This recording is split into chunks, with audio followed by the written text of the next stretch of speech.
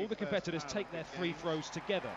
So they throw first, then second, then third, and then they are moved out and the next competitor is moved in. So far we've had 4 competitors take their 3 throws, and 2 of them actually have registered 3 fouls. Kaplanis of Greece and Matic of Croatia, they won't be going through to the final later on. No mark, that is called. NM comes up on my computer. The leader at this early stage is Jose Flera of Slovenia, who has 761 points. But that competition in its fledgling stages.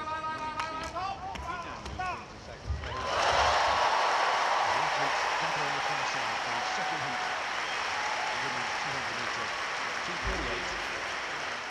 Keep an eye on the time for Olivia Breen of Great Britain to see if it might be enough to get her through to the final as a fastest loser. As Lex Gillette is on the triple jump runway on the far side for the USA. Just straight onto the outer edge of the runway there, onto the white piping which runs down either side of the triple jump runway. He has got a white flag. Consistently over the last few years, well, quite a few years now, has been one of the outstanding F11, T11 athletes. Tremendous sprinter. As I look around at the moment in terms of the seating inside this stadium, a few scattered patches of empty white seats, a lot of schools and groups from various organisations. In fact, Gillette has got a red flag on that triple jump. If you are one of those groups who are with us on the audio description service this morning, great to have you along. I'll be talking you through the action right up until just after 1 o'clock this afternoon, which is in 3 hours' time, as the time comes up to 10:25. But yeah, a few pockets. I reckon the stadium's probably about 2/3 full, possibly, looking around at the moment. And you may have heard in the pre-show with Ed Draper trackside as well, we've gone through the 1 million barrier of spectators who've been inside this stadium during this Games to watch the London 2012 Paralympics, which is quite phenomenal. 2.5 million tickets for the Paralympics, sold out for various events. The Olympic Park has been thronging every single day, and the weather could not be better. Still relatively still conditions for the athletes. Obviously the morning a little bit cooler than the afternoon, so at the moment the conditions nigh on perfect for the athletes. Certainly if you're sat in the sun, I'm sure you'll be feeling it. Hopefully you've taken the relative precautions, plenty of water on board and plenty of sunscreen as well. As Herrera of Venezuela into the long jump pit, that's again around about 10 metres. The first of the distance markings on the whiteboards either side of the triple jump pit is the 12-metre marker. And Herrera of Venezuela just falling pretty short of that, as again his guide moves out the way right at the last minute. That noise you're hearing now, by the way, is what we call our sting, and that signifies the start of a new event. So when you hear that in the background throughout the course of the morning, this is the start of another event. 200 metres. And this is the second heat of the women's 200 metres T38. On the scoreboard, please welcome one of our featured athletes in this heat this morning. From Germany, Tamira Slavi. 5 competitors go in this one. The one to watch out for is in lane 5, Sonia Mansour of Tunisia, who's the world and the Paralympic silver medalist. In this event, back in Beijing in 2008, from Tunisia, Sonia Mansour. And Tunisia have had a very good Paralympic athletics programme, by the way. Several medals they've already won. Along with the 2 fastest losers. So again, it's the first 3 across the line, and the 2 fastest losers. Olivia Breen currently sitting in the second of those fastest loser spots on 29.75. It's Tamira Slavi of Germany on the inside, Chen of China in 4, Sonia Mansour, the favourite, in 5, Abdullah of Malaysia in 6, and Katie Parrish of Australia is on the outside in lane number 7. 200-metre athletes, some of whom go down on their blocks and some of whom use blocks but start from a standing position. This, remember, for athletes with cerebral palsy. Away goes the gun, and away they go. A relatively even break, but Junfei Chen of China probably the best way out of the blocks in these early stages as they come round in towards the home straight now. Just outside her is Mansour of Tunisia, who's starting to make up the ground, but it's still Chen of China, who's probably got a 2 or 3 metre lead at this stage, and Mansour is struggling a little bit in third. Up on her inside comes Slabi of Germany, but it's still Chen of China as they come up with 20 metres to go. These 3 are comfortable. It will be Chen, followed by Slabi, and then Sonia Mansour. That is the winning time. Now, because that is quite slow at 28.3, that I reckon gives Olivia Breen a pretty good chance of getting through to this evening's final. The winner clocked 28.3, Olivia Breen clocked 29.75 as the second of the fastest losers. So we'll wait for the times to come up on the scoreboard in just a moment's time. The winning time is an Asian record of 29.29. A big thank you On behalf of the person of Westphaslavia of Germany in second place. They have a capital Q next to them. And the good news is that Katie Parrish of Australia has clocked 30.94, and that means, by my maths, that Olivia Breen is through to this evening's final in the women's 200 metres T38. We'll wait for a confirmation of that, which we'll get on the computer very shortly, but just doing the quick bit of maths from the information I've got in front of me, I reckon that is great news for the 16-year-old from Hampshire. Next to go is Athanasios Varakis of Greece. This is back in the triple jump on the far side. And again, the athletes obviously have absolutely no sight whatsoever. They're all blindfolded. They meticulously pace out their run-up. They know exactly how far and the rhythm as well, as Varakis lands around about the 10.5 metre mark again in the pit. Not landing too far into the pit, I have to say. If they got one of those jumps wrong, they may land on the join between the asphalt and the pit. It's all about rhythm, it's all about timing and coordination. Well, ladies and gentlemen, and it's a fantastic sight to see such jump, elite athletes performing in such a fantastic incorrect bit of fashion. I said that it was Katishev, the long jump champion, who'd withdrawn through injury. It was in fact his teammate Andrei Koptev. So my apologies, and Ruslan Katishev at the moment is lying in third place, 11 meters 71. Li Duan of China at 12.62 leads, and Xavier Porras of Spain is lying in third place. An update from the triple jump final with a few news that Koptev is out injured in that competition. I'm just looking now at the computer statistics for the 200 meters. Luciano Pereira of Brazil. At the moment hasn't quite been declared as official, and now it has, and I can confirm Olivia Breen has made the final as the second fastest loser, 16 years of age. Her 29.75 has got her in to this evening's final, and that is absolutely brilliant news for the cerebral palsy sufferer in her very first Olympics, who already had Paralympics rather, who already has a bronze medal from the 4x100 metre relay. She ran the first leg, and a very impressive first leg. There's our sting, which means something new is happening. This time it's a victory ceremony. For the men's javelin, F12-13.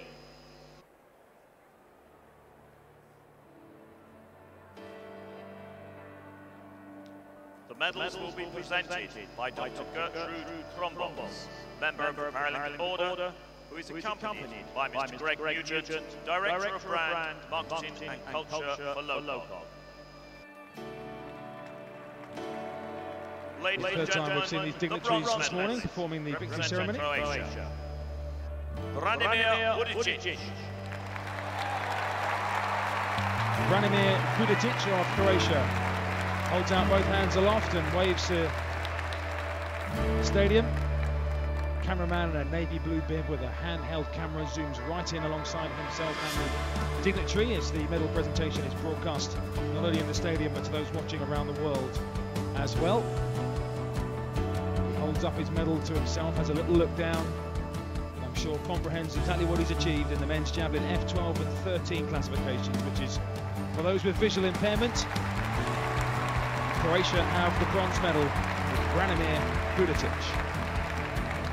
Ladies and gentlemen, the silver medalist, representing the Islamic Republic of Iran, Sergeant Nick Paras. Second appearance for an athlete from Iran on the podium this morning. A few minutes ago it was on the right hand of the three podiums as I looked. That was the bronze medal. This time it's on the left hand podium. They're getting closer to the middle. And it's a silver medal for Sajjad Nick Paras of the Islamic Republic of Iran in this men's javelin. It's going to be another familiar anthem. I'll give you a clue. It's one we've already heard this morning. His winner will be yet another gold for China.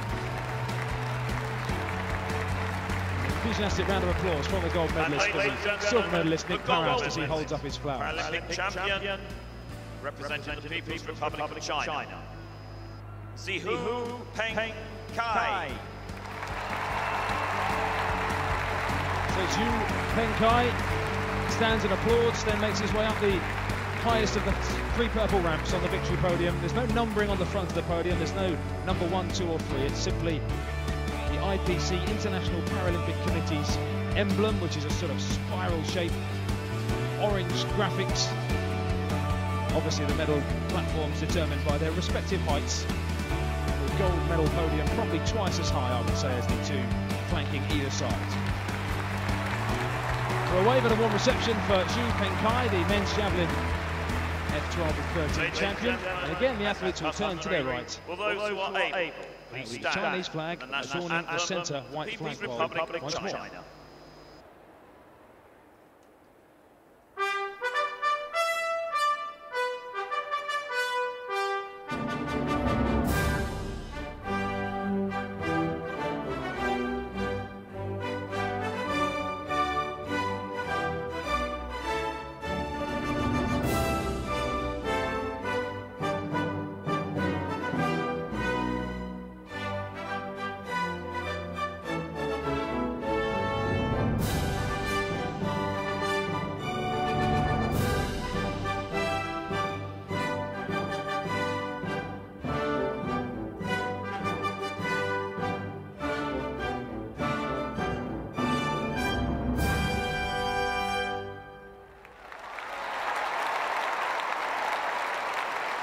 Ladies and gentlemen, your Paralympic medalists. For the men's javelin F12 and F13. We're a little while away from our next action on the track, which will be some heats of the women's 400-metre T37, which is actually a new classification at Paralympic level. 2 heats from that coming up in about 10 minutes from now. The starting blocks are already in position just away to my right. Staggered out from the inside, closest to the finish line. On that women's 200 metres for T38. Confirmation about to come to the stadium that Olivia Breen has made the final. The triple jump. On this audio description service. Had that news, what, a few minutes ago. Whoops. And Paul Dickinson, the stadium commentator, just referring to a jumble of letters and numbers which appeared on the scoreboard, which weren't supposed to be there. Chen, 28.29, Slavy in second place, and Mansour in third. Over in the triple jump, Parejo Matza of Spain. So we're starting the second round of the triple jump, and the leader after the first round is Li Duan of China, 12 metres and 62 centimetres. He's clear of Xavier Porras of Spain in second, 12.19. Lex Gillette, who we expect to be in the medal positions, he fouled on his first round, so no mark as yet for him. So the bronze medal position currently with Ruslan Katishev, 11.17. He took the gold in the long jump. In the discus, meanwhile, we're on to our 6th and 7th competitors, including the javelin gold medalist in the F51, 2 and 3 category, Alfonso Cunningham from Jamaica, who said he was inspired by the exploits of Johan Blake and Usain Bolt. 16-year-old Olivia Breen of Great Britain has qualified for the women's 200-metre final. And there was that reaction for the news that Olivia Breen is through to the final. Second and last of the fastest losers to go through. And she will be, having seen the television pictures of her waving and smiling every time she's been out on the track or involved. She's just absolutely loving her involvement in this. And she gets another go on the track this evening. I imagine it will be beyond her to get a medal. I don't want to write her off because anything can happen in elite sport, but she'll certainly be up against it. But to make the final is a monumental achievement for somebody who wasn't even on the Paralympics GB radar this time last year. An update, by the way, from the discus, which I was going to bring you just then before that news came out for Olivia Breen. The current leader in the discus is Tunisia's Mohamed Zemzemi, with 847 points, which is an African record. His throw of 10.93 metres. In the second round. Just to emphasise the difference in classification, Zemzemi, who is the leader, has thrown 10 metres 97. Alfonso Cunningham of Jamaica has thrown 23 metres 96. But Zemzemi is in the lead, even though he's thrown 13 metres less. And that's where the points classification tariff comes in, because the two are in different categories. Zemzemi is an F51, so he has the most severe level of impairment, and Alfonso Cunningham is an F53, so therefore that is the level playing field I was talking about. So 13 metres difference between the two, but the one who threw the shortest distance is actually in the lead. We're back to the medal podium once more. Another victory ceremony, this time for the women's javelin throw, F54, 55, 56. That's for athletes with partial arm and trunk function who throw from a seated position. And the medals this morning, once again to be presented by Dr. Gertrude Trombols, member of the Paralympic Order, who is accompanied by Mr. Greg Nugent, Director of Brand Marketing and Culture for LOCOG. Ladies and gentlemen, the bronze medalist representing Germany, Martina Willing.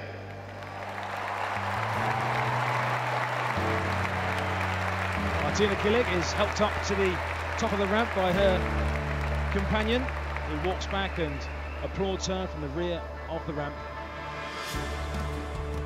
All three of our wheelchair competitors in this women's javelin medal ceremony have guides or assistants to help them up the ramp.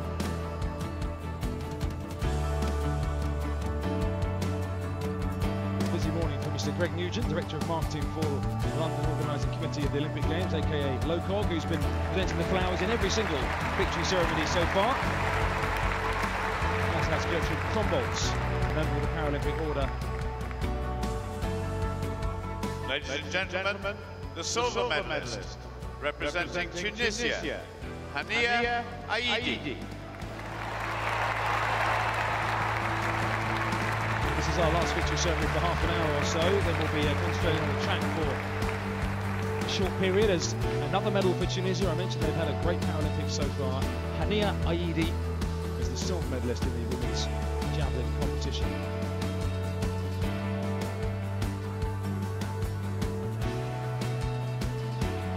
Lead around of China in the triple jump. They're just holding the triple jump at the moment while this victory ceremony is complete. They do need complete silence in the stadium, remember, so the triple jump is interrupted while the victory ceremony is going on. Boys and girls, the gold medalist and Paralympic champion representing the People's Republic of China, Yang Liwan. A third gold handed out to China this morning. I imagine even those of you who aren't familiar with the Chinese anthem will probably already be able to sing along to it. Probably 3 times you'll have heard it this morning. What a brilliant success, what a brilliant, once more, Paralympics they are having. As I said, it's 50 medals for China, who have more than twice as many as Russia. Obviously China, an extremely big country. Great Britain in third, 6 gold, 5 silver, 7 bronze. Lots of medal chances for Great Britain this evening, including David Weir going for his 3rd gold, including Johnny Peacock in the big T44 100 metre final. We pause again. Those who are able, please stand. The Chinese national anthem. The national anthem of the People's Republic of China.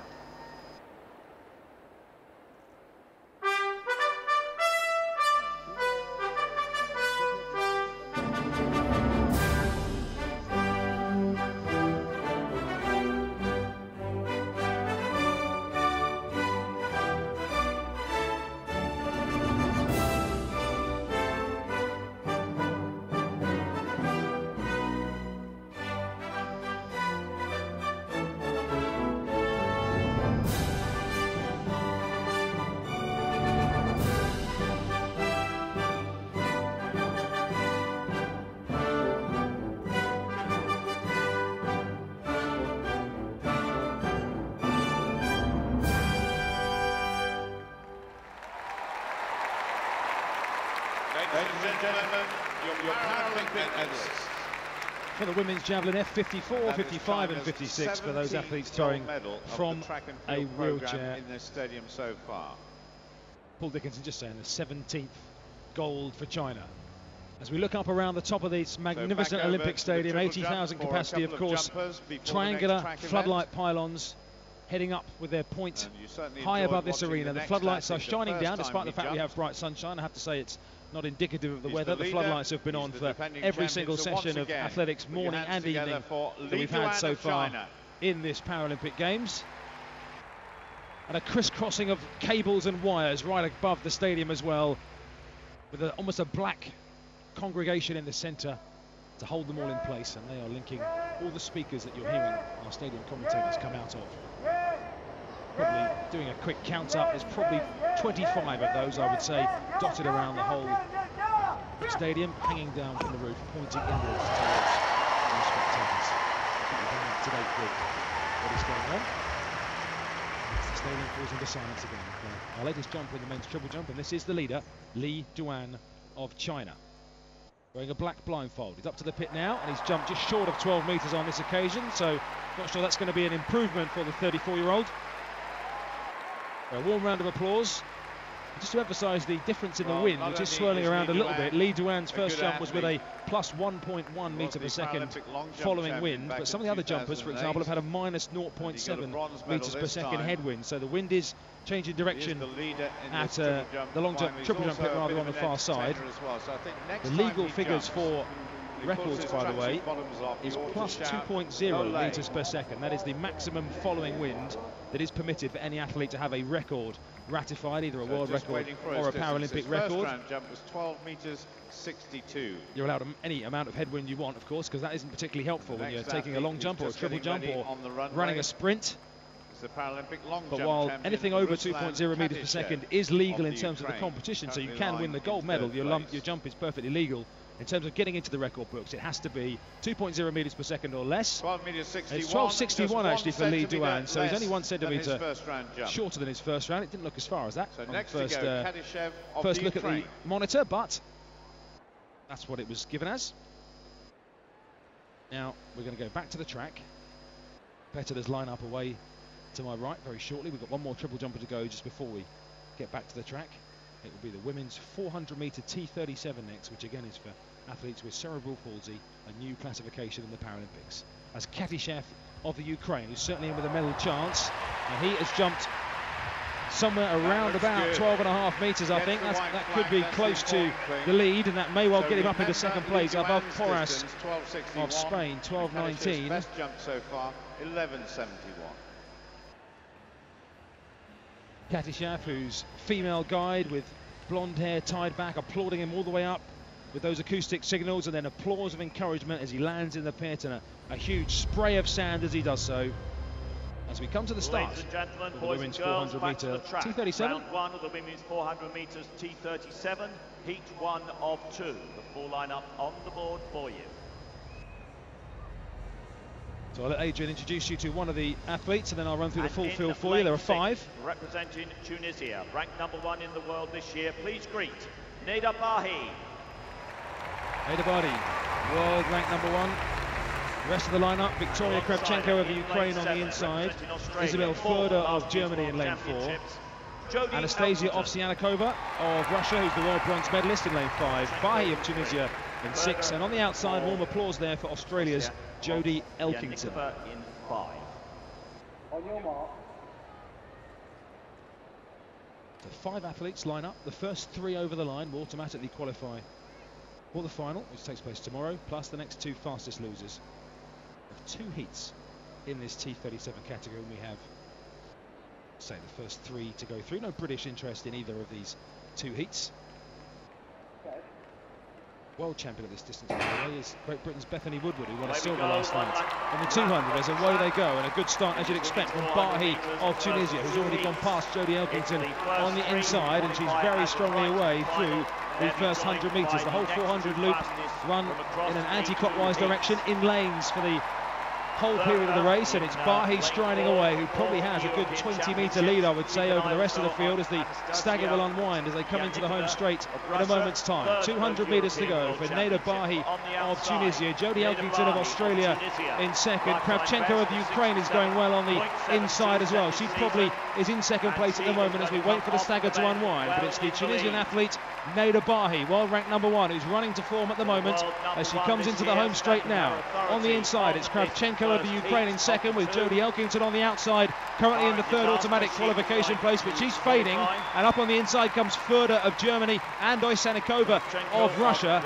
but it's Neda Bahi of Tunisia who's a good 10 metres clear here. The race is on for the minor positions in the qualification places as Bahi crosses the line. Victoria Kravchenko of the Ukraine will get second, and it's Anastasia Ovsyannikova of Russia who finishes 3rd, with Elkington 4th and Isabel Furder of Germany in 5th. First 3 go through, plus the next 2 fastest losers across the 2 heats. Back to the triple jump. Ruslan Kadishev's second round jump, 12 metres 11, a big improvement for him, but is still in 3rd place. So next to go, Xavier Porras of Spain. He's currently lying second. Personal best for Nedabahi in winning that 400 metres, 1:07.49, 3 seconds short of the world record mark. Season's best for Kravchenko in second, and Isanikova of Russia, the third qualifier.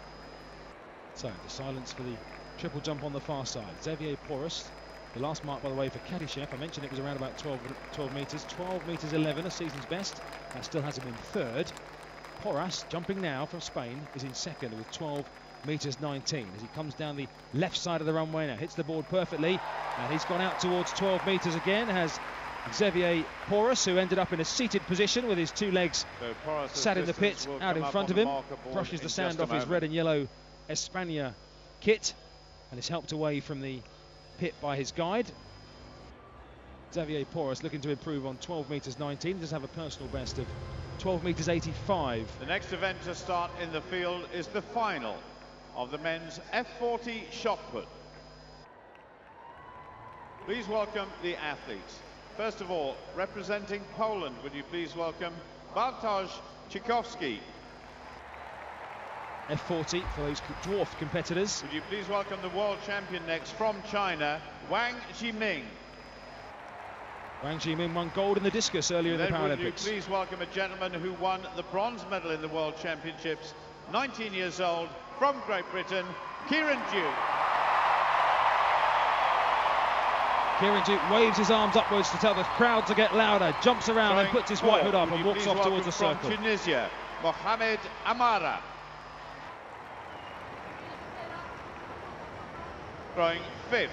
Would you please welcome from Brazil, he won a bronze medal in the discus earlier on in the Paralympic Games, Jonathan de Souza Santos. Throwing sixth, please welcome from Greece, Alexandros Konstantinis. World bronze medalist from Greece, Alexandros Konstantinidis. And next, throwing seventh from the Central African Republic, Clarimau Nikua Rosel. Small team, the Central African Republic have sent here to London. Very special athlete, would you please welcome from Greece, the world record holder, Paschales Stathalekos. Paschales Stathalekos, the world record holder and the defending champion from Beijing, took silver in the World Championships. Gerzouli. Gerzouli is the world champion from Algeria. Representing Iraq next, would you please welcome Wildan Nikolawi. Representing Tunisia, please welcome Sofiane Merji. And finally, from Iraq, would you please give a big welcome for Kovan Abdullarim. So 12 in total will start the men's shot put F40 for dwarf athletes. 3 throws and the best 8 get 3 more. Back to the triple jump now. An explanation for Alexis Gillette that from the 12 the USA competitors will take 3 jumps each, 3 throws rather each in the shot put. Then the field will be reduced to 8, and those top 8 will also take throws 4, 5 and 6 to determine the winner. Lex Gillette on the runway in the triple jump urges the crowd to clap him on, which is not too regular in these visually impaired competitions. As we said, it's sometimes better for silence, but on that occasion himself was getting some applause from the crowd, but now the stadium settles down. Guide gives the all-important acoustic signals, and Gillette with a very quick hop, step and jump. He's got out towards 12 metres there. He was through the 3 phases relatively quickly. Didn't get particularly high as he took off from the hop, but he travelled far enough forwards as he gets somewhere close to 12 metres as well. The jump from Porras, by the way, in the previous round was just shy of 12 metres, 11.88, so he stays in second place as Lex Gillette gets a white flag, and he therefore will get himself a mark, having fouled in the first round. Ladies and gentlemen, boys and girls, back to the track for round 1, heat 2 of 2 in the women's 400 metres T37. The full lineup on the board for you, scrolling through from lanes 3 through to 8. And in lane 3, please welcome, representing the Ukraine, world silver medalist last year, the reigning European champion, Arina Snitsa.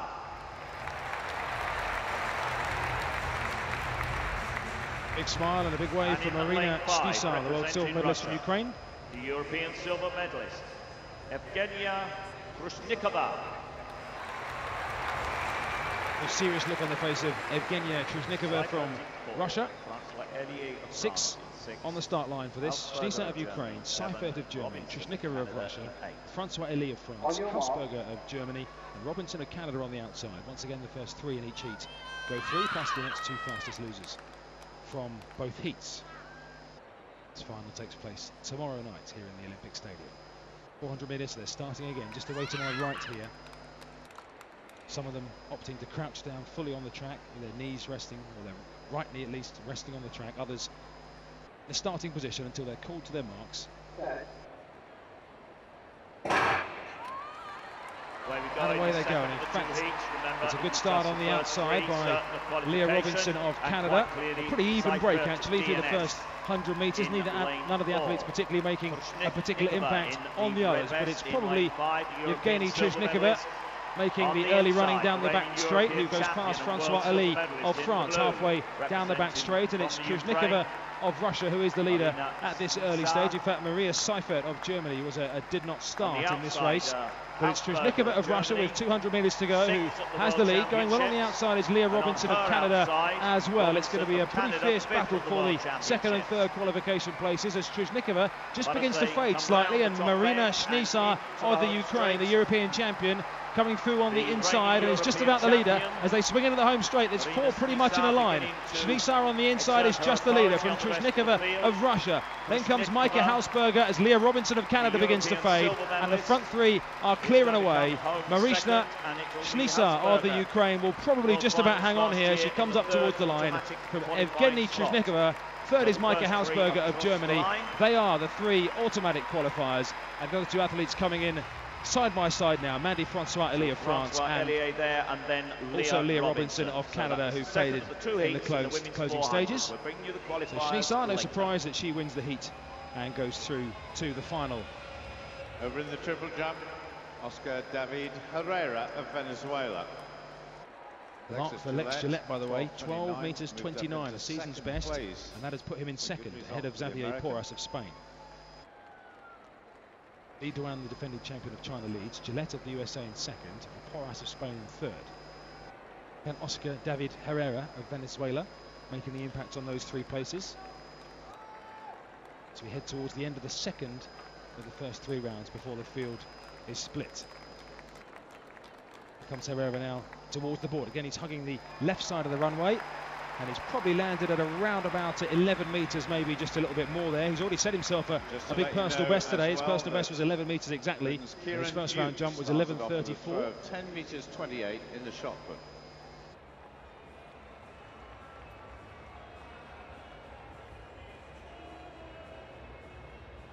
And up on the board, the qualifiers there for the final, the women's 400 metres T37.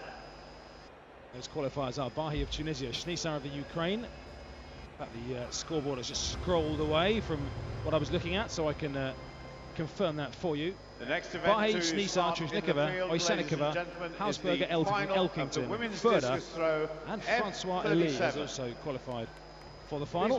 Here comes the field for the women's discus, F37, cerebral palsy. Jia Xianxian.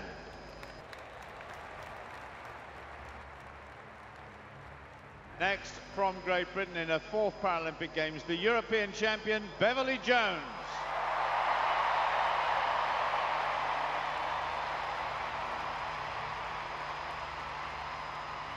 Next, representing China, silver medalist in the shot put, Xu Ziping. Next, representing Venezuela, please welcome Yomera Cohen. Next, an athlete who received a bronze medal for the shot put from the Czech Republic, Eva Berner. Next, representing Brazil, please welcome Shalene Joella. Going 7th, representing Ukraine, please give a big welcome for Victoria Yasovic. Next, the defending champion also won the gold in the shot put, representing China, Mi Na. And finally, representing Latvia, big welcome for Tega Cantana. For the women's discus for F37 cerebral palsy sufferers, including Great Britain's Beverly Jones, who is the world silver medalist and the European champion. Over in the triple jump. She hails from Deeside in Flintshire, Wales. Representing Greece. Trained with Gloucester Athletic Club. This is her 4th Paralympic Games. World silver in both the shot and the discus. Finished 7th in the shot put a couple of nights ago. Up to date with Kieran Duke as well from Great Britain, who's taking part in the men's shot put F40 for dwarf athletes. Tell you a bit more about Kieran. He's also Welsh, from Cwmbran in South Wales. Trains at the Disability Federation Sport Wales in Cardiff.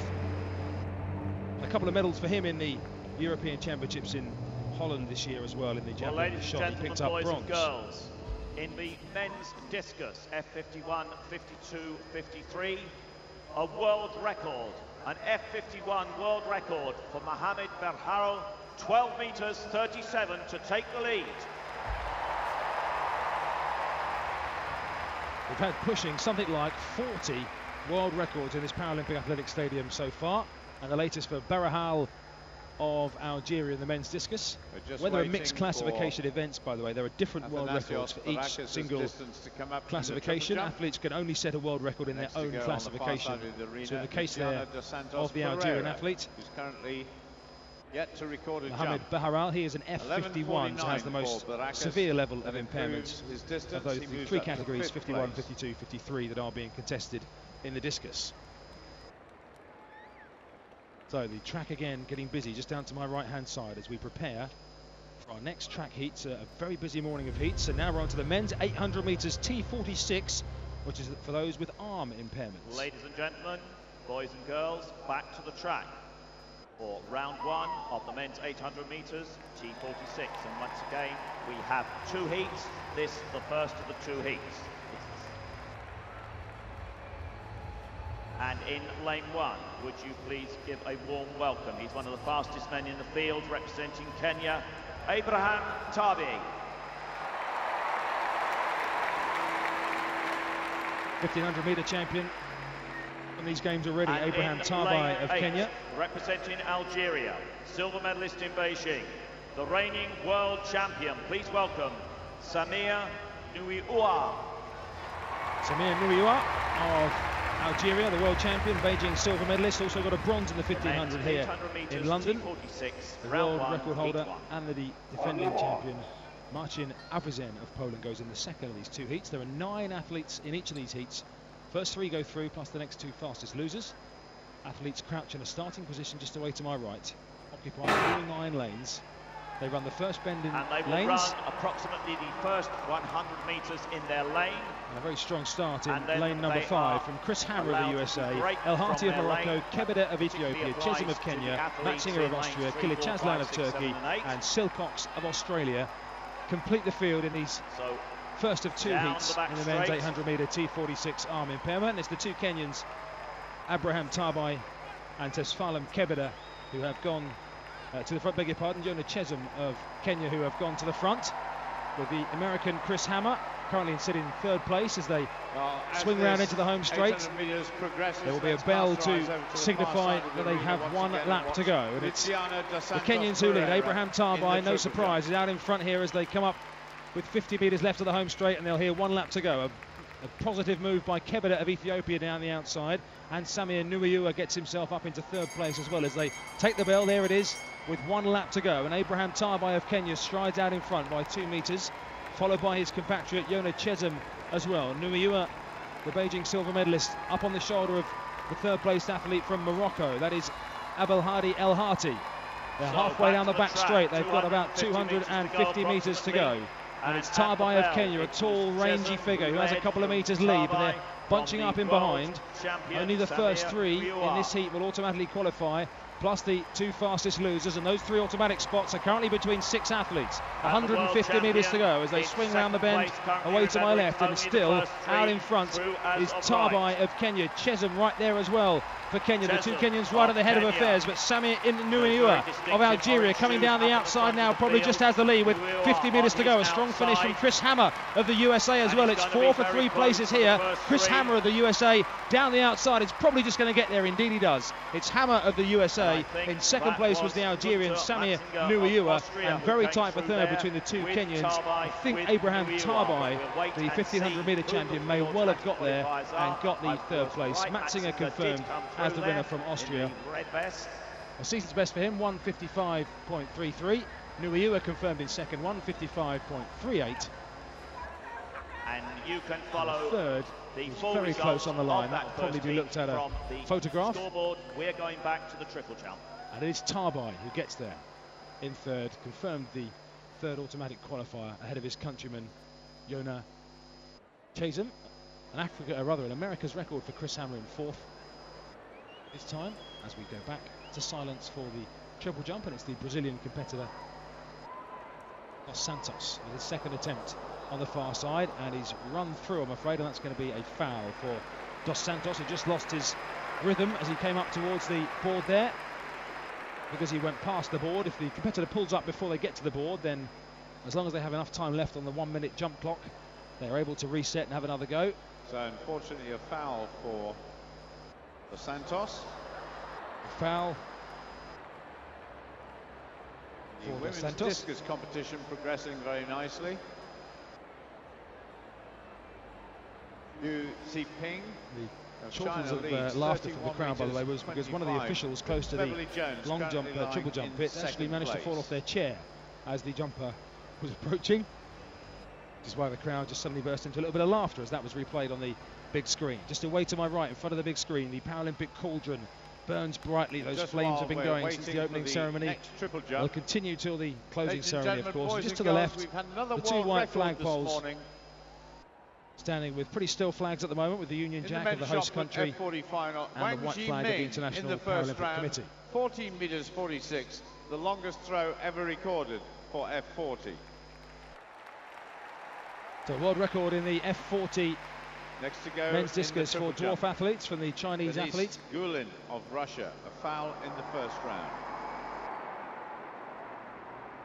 New world record set by Wang Jiming of 14 metres 46. Kieran Duke of Great Britain's 1st round throw was 10:28, which is well short of his 1st personal best. He currently lies in 6th position. Confirmation of the qualifiers for the women's 400 metre T37, which you heard a short time ago. Bahi, Sniza, Trushnikova, Ovsyanikova, Hausberger, Elkington, Furda, Francois Ali. They are the 8 qualifiers in the women's 400 metre T37, which is tomorrow, as the athletes gather in their lanes for the 2nd of the men's 800 metre heats here, the T46. Just jogging back towards their lanes, there are games makers dressed in smart purple polo shirts with red flashes across the shoulder and beige trousers. A mixture of young men and young women stand with their arms clasped behind their back, behind the pink starting blocks, which have individual numbers from 1, starting right on the start-finish line of this event, right out to 9, spaced out at 4 or 5 metre intervals. So Gulin, 11:48. They have in front of them clear plastic containers, box shapes, which the athletes put their rucksacks and their discarded kit in. They will be carried off by the games makers as we prepare to get this 2nd heat of the men's 800 metres underway. Those with arm impairments. Again, we go to Hush for the triple jump on the far side, the men's F11 for those with the most severe visual impairment. If you were late into the stadium,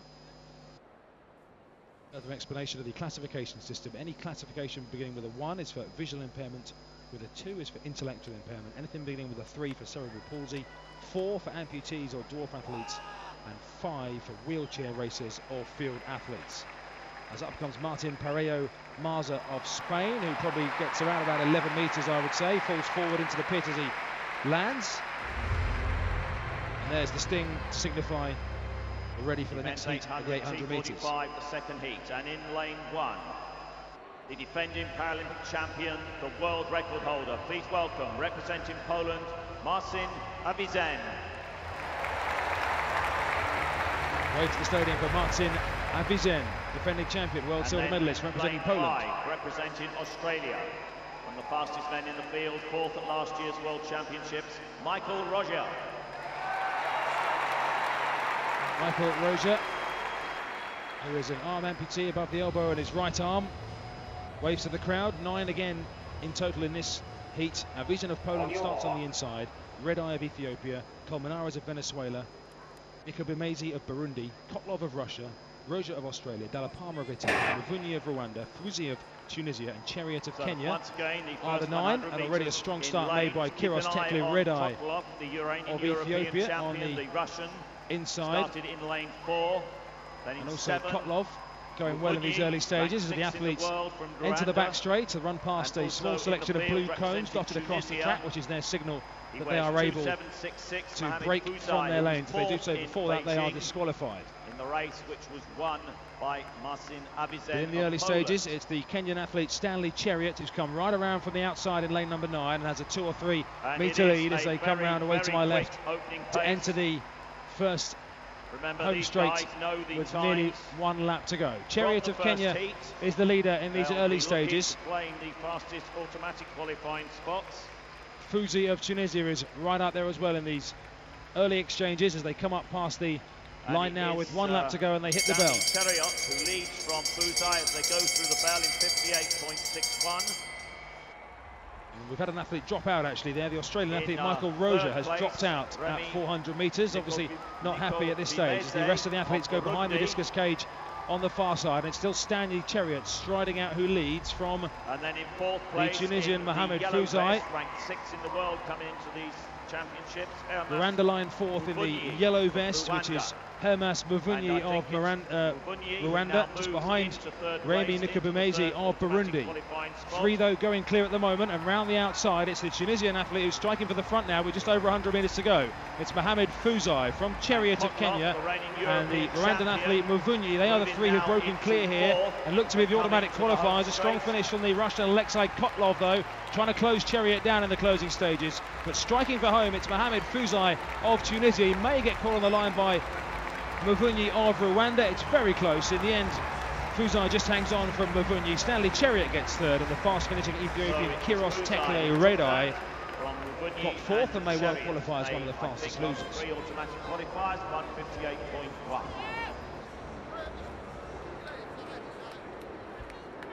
Update on the triple jump, by the way, because we have completed the second round now. Lee Duan still leads, 12.62. Gillette second, 12.29. And Porras of Spain, 12.19 in third. Miran Sahatov of Uzbekistan stands on the runway on the far side of the stadium. It's blue, white and green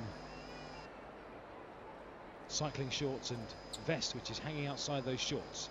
Starts very gently. I think that's going to be a red flag for Sahatov. Unfortunately, it's a good jump getting close up towards 11.5 metres, but it is indeed a red flag. He overstepped the board by quite a considerable margin there. Well, that was a great throw over in the discus from Chu of China. Just along in front of me, the mobile television camera, which is circular and runs on rails along the home straight. It's just returning slowly from right to left in position. It starts at the entrance to the home straight, and as the runners come through into the home straight, it zooms along at quite a speed alongside them and provides a magnificent camera shot.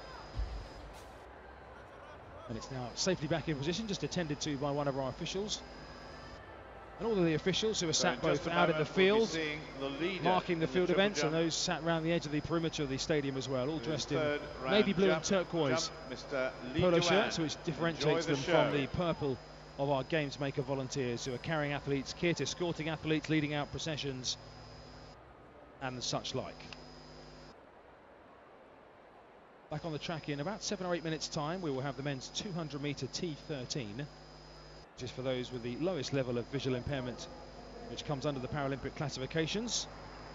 And again, there isn't any British interest in those 3 heats, but we do have the world record holder, the fastest man in the field by quite some distance, Jason Smith of Ireland.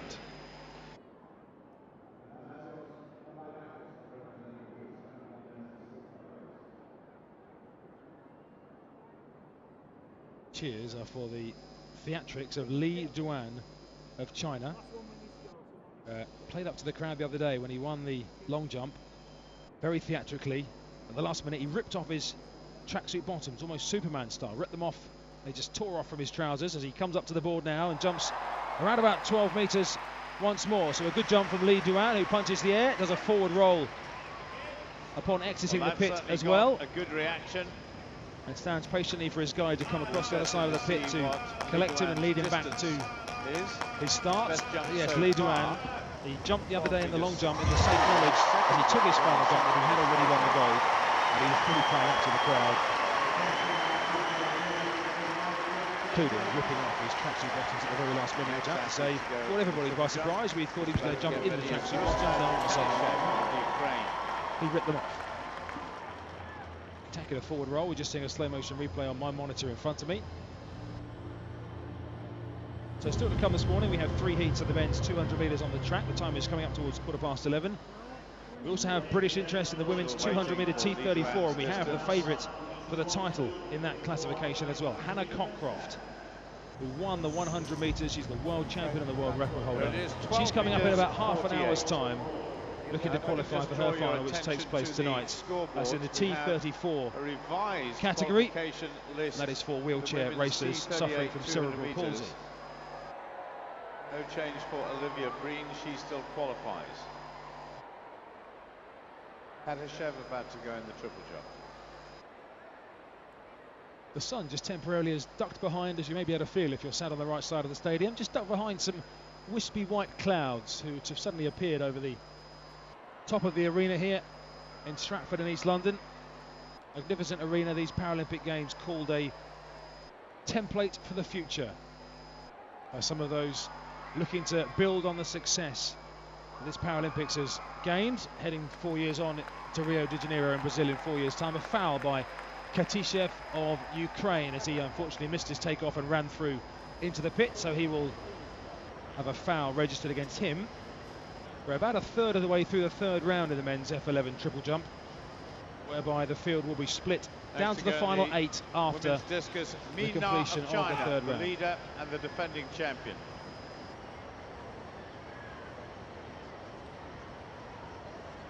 I'll give you an update from Bev Jones, by the way, from Great Britain. She's currently competing in the women's discus throw, F37. She's currently lying in 4th place after her first 2 throws, 27 metres and 34. The lead currently held by Mi Na of China, who is just about to take her 3rd throw, I think. Just keeping an eye out for the electronic scoreboards. In fact, she has just taken her throw and it was a foul. So, having set a world record in the first round, 35 metres 35 in the discus. The Mexican wave going round the stadium at the moment, which Dickinson now will have to appeal for quiet with the men's triple jump taking place. You may have missed what I said earlier about the men's triple jump. This is all part of the Paralympic experience. We have an F11 triple jump continuing on this morning, and it's for F11 athletes. These are for blind athletes, and they demand absolute silence before they jump, so I'd appreciate your cooperation, except of course when Mr. Lee Duan of China jumps. But here we go with so the the Mexican wave just calming down after Paul Dickinson's appeal to the crowd. Great respect for these elite athletes to give them the conditions that they need on the far side of this Olympic stadium. And it's the athlete currently in 3rd, Xavier Porras for Spain. To improve on his 12 metres 19 so far. Rhythmical run up, and he's just had to stop halfway down his run up there. Xavier Porras, he will turn and reset. That's okay. Xavier Porras got 36 seconds. So the clock stops once he started his run up, and then aborts it. The clock stops. From the crowd. Thank you very much indeed. And that gives him an opportunity to get himself back in position. He doesn't have to therefore complete the repeat jump inside a minute as well. That minute clock is for the athlete once they step onto the runway, start their jump. If they do need to reset and have another go, the clock is stopped. At the moment it says 0.36, which is 36 seconds. The clock will start running again now as he starts his run up for a second time, and he's lost his run up again, unfortunately, so the clock will stop once more. It took him about 10 seconds that time to get reset and get going, so as he gets some more applause from the crowd to support him on the far side, probably has got time for one more attempt, I would imagine. Just veering off to the left side of the triple jump runway there, Porras, as he got into the first 6 or 7 strides of his triple jump run up. Some purple and pink parasols have appeared up, both as I look away to my right in the discus cage for the female competitors. Hot down there, just parasols sheltering the competitors on their seating area as they sit down between throws and put their tracksuits back on to keep warm. A couple of London 2012 parasols have popped up away to my left as well for the men's discus throwers. Porras this time seems to have got his run up much better, hits the board nicely as Porras is out short of 12 metres. The applause for the crowd is brilliant. To support Porras for getting through his third round. Doesn't look too happy with it, I don't think, unless that's a reaction of motivation rather than anger. Well done. As Porras hits the board, just a little bit of momentum through the skip stage. Fell forward nicely into the pit. Of course, if an athlete falls backwards, it's the furthest mark they make back in the sand. So therefore, if you lose your balance and fall backwards and put your hand down behind you, that is the mark that's measured rather than where you land. So athletes always with their forward momentum, keen to fall forward in the pit. And that mark for Porras will come up very shortly indeed. He's currently in third place, looking for an improvement on 12 metres and 19 centimetres. As on the far side, the men's 200-metre T13 competitors line up in their blocks. It's 11:59, so no improvement for Porras. And there's the sting to signify the men's 200 metres T13 for visually impaired competitors. Back to the track for round 1 in the men's 200 metres T13, and this is heat 1 of 3. Qualification, the first 2 in each heat through as of right. And in lane 5, please would you welcome, representing South Africa. He's already taken bronze in the 100 metres. He's ranked #1 in the world this year, Jonathan Ntutu. Big smile from Jonathan Ntutu of South Africa. There are 7 athletes in this. Hugo Cavacho of Portugal on the inside.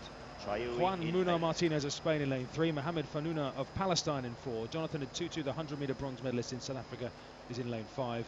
Braden Dolfo of Canada in 6. Alexei Labzin, the Beijing silver medalist from Russia, in 7. And Ayub Shawi of Morocco in lane number 8. It's the first 2 who qualify. There are 3 heats. And Jason Smith of Ireland will get a great reception, having already taken the 100-metre gold. He goes in the 3rd of the 3 heats. The athletes settle down on the far side. And the quiet for the start will be important. These athletes, T13, so the visual impairment classification, but the 3 signifying this is the lowest level of visual impairments permitted at the Paralympic Games. Settle down on the far side then. 7 on the start line, 2 automatic qualifiers. And away they go, and a fantastic start by Jonathan Ntutu, who's flying around the first bend. He's already up the inside of Dolfo from Canada in lane number 5. Also going well is Labzin from Russia. These 2, the 100-metre bronze medalist and the Beijing silver medalist, leading the field at the moment, with Ayub Shawi of Morocco down the outside, but easing down as they come up towards the line. The win will go to Jonathan Ntutu of South Africa, who just gets there ahead of Alexei Labzin of Russia, and Shawi of Morocco is 3rd, looking to get through as the fastest loser, and probably will do, I imagine, with that heat, but no problems at all for Jonathan Ntutu, world rank #1, or the silver medalist from 4 years ago. African record. An African record for the South African athlete Ntutu, 22.40, knocking about 1/10 of a second off his personal best. And a personal best too for Shawi of Morocco, 22.56. In just a moment, but we'll be hoping that can get him through as one of the 2 fastest losers across all 3 heats, though. USA, currently lying in 2nd place, a best of 12 metres 29.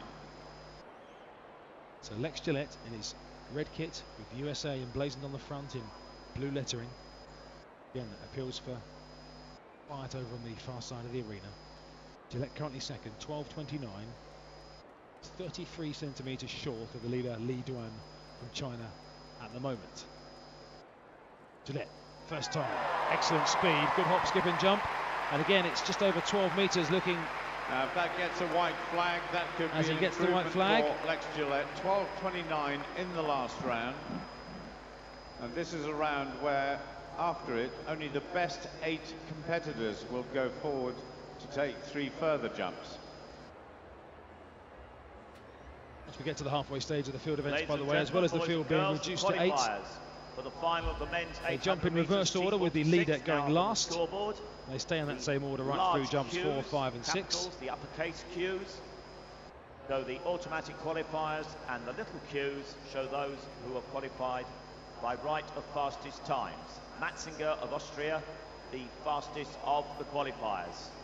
Rio of Algeria also there. qualifying for the final of the men's 800 metres. Let's just clarify who's got through for you as well. Matzinger of Austria, Nuiua of Algeria, Tabai of Kenya, Chazem of Kenya, El Hati of Morocco, Fuzai of Tunisia, Wavuni of Rwanda, and Stanley Chariot of Kenya. They are the automatic qualifiers. Final of the men's 800 metres T46. So still in the third round. So look over at the triple jump pit on the far side. I mentioned there are a lot of school groups and those from different organisations in today, and a warm welcome if you are tuning into this audio description service. There are, as I see on the far side, various collections of groups easily identifiable from this far side by virtue of the colour of the t-shirt they're wearing or bib. Just by the long jump pit there's a very vivid collection of luminous orange caps, probably 20 or so, sat in 2 rows, representing a school or group, I'm sure, as Herrera of Venezuela won't trouble the leaders with that jump as he lands at about the 11-metre mark. Just above those fluorescent orange caps I can see some more luminous yellow bibs. Round with about 150 metres to go on the bend away to my left is a collection of probably 60 or 70 all clad in green. Right at the top of the top tier of the stand on the far side there's a huge congregation either side of a staircase in the middle of them of a luminous yellow bibs, obviously school parties and others putting bibs on the youngsters to make sure that everyone stays together and everyone can visually see where everybody else is, and therefore they are standing out nicely for this near capacity crowd. There are 1 or 2 empty seats. A foul there from Herrera. Dotted around, of course, people go to the toilet and pop off to get something to eat and drink as well. But as I look around, there aren't too many white empty seats inside this magnificent Olympic stadium. As we mentioned earlier on, we've passed through 1 million spectators inside this stadium so far for this London 2012 Paralympics athletics competition. It's Barakis of Greece who's back on the long jump runway. Beg your pardon, the triple jump runway over on the far side. Again, it's exaggerated move of the arms. That looks like that's going to be a foul, I think, from Barakis. He's got out towards 12 metres, but he looked to be relatively close on the board. We'll wait to see. Gets the white flag. It is a white flag, so he's just about okay. Pushed the board right to its limit there, did Barakis of Greece. There is a small strip of plasticine on the pit edge of that white takeoff board, and if the athlete makes a mark in that plasticine, that signifies a foul, a no jump. They must keep their foot behind that plasticine, and rather it just be simply done on the eyesight of the board judge, who is sat alongside with both a red and a white flag down by the floor. And just looking at the plasticine is the concrete proof, in inverted commas at least, of whether the athlete has fouled or not. World record. Waiting for the distance to come up for Barakis in second place of Greece. And Ghazuli of Algeria, a new African record. Down in 5th place at the moment, 11 metres and 49 centimetres, the season's best for him. Gillette, by the way, was 12.39, so an improvement by 10 centimetres. The leader still Li Duan of China, 12.62. Gillette, 12.39 in second. Jumping, but if it gets a valid jump, third place is still Xavier Porras of Spain, 11.59. 2 fouls. Pereira of Brazil has to register a jump here if he wants to have any chance of making it through to the second half of the men's triple jump F11 competition. He's registered 2 fouls so far. Cristianos dos Santos Pereira, he is capable of jumping over 12 metres. His personal best is 12.27. Stadium goes silent now. His guide is still stood alongside him. He positions him, of course, at the exact length of his runway. In fact, he has 2 guides in operation here, Dos Santos Pereira. One to position him in the right place at the end of the runway, and one standing by the board to clap, give him his acoustic signals on the way. And Dos Santos, hopefully that's going to be a legal jump. He's landed about half a metre or so in the pit. He does get a white flag, which is great news, so a mark at least for Dos Santos Pereira. It may not be enough to get him into the final 8, but it is still a legitimate jump. In this second heat of the men's 200, please would you welcome, representing Greece, one of the fastest men in the field, ranked 3rd in the world this year, Ioannis Protos. So we're back on the track. It's the second heat of the men's 200 metres T13 for those with visual impairments. And Jason Smith of Ireland goes in the next one. Welcome, please. He represents Cuba. He's already taken silver in the 100 metres, gold in the long jump. It's Luis Felipe Gutierrez.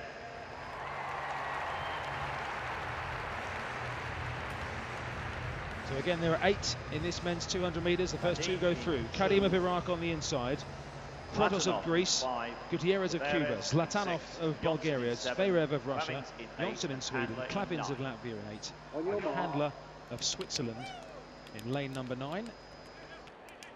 100 metre silver medalist Gutierrez is the fastest in the field with 22.06.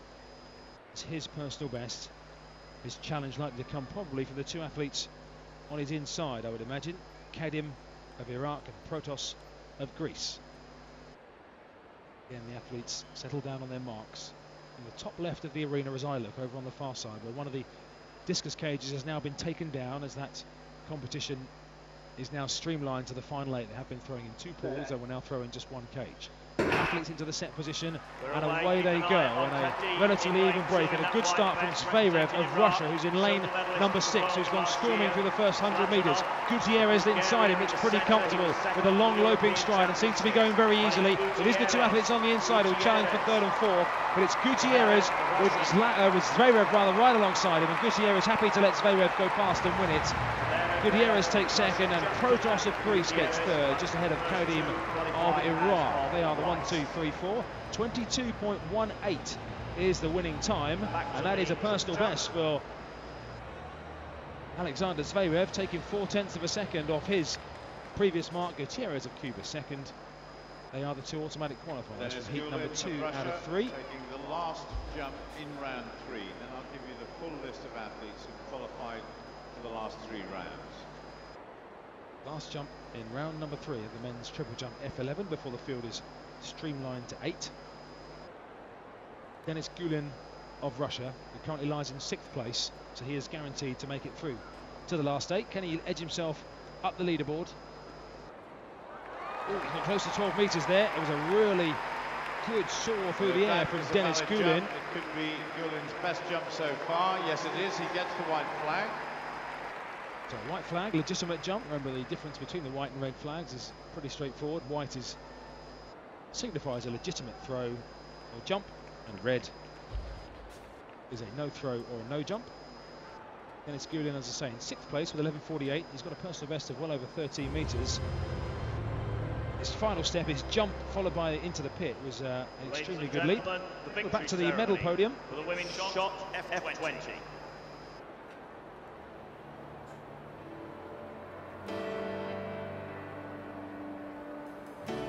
The medals will be presented by Lord Addington, member of the House of Lords, who is accompanied by Mr. Frank Lindstedt, Vice President of the International Sports Federation for Persons with an Intellectual Disability. Ladies and gentlemen, the bronze medalist, representing Ukraine, Svetlana Kudelia. Bronze for Ukraine, for one of the countries who've really invested in Paralympic sports over the last 4 years. A significant investment from them and from the USA as well. Close the gap on the powerful, dominant nations such as China. And of course, needless to say, a significant investment from Paralympics GB as well. Nearly £50 million invested by Paralympics GB across all sports over the last 4 years in the build-up to London 2012. Bronze for Kudelia in a eye-catching turquoisey blue tracksuit with yellow bright flashes down the side. Ladies and gentlemen, the silver medalist, representing Ukraine, Anastasia Maisnik. It's more of the same. The Ukrainian tracksuit is on the silver podium.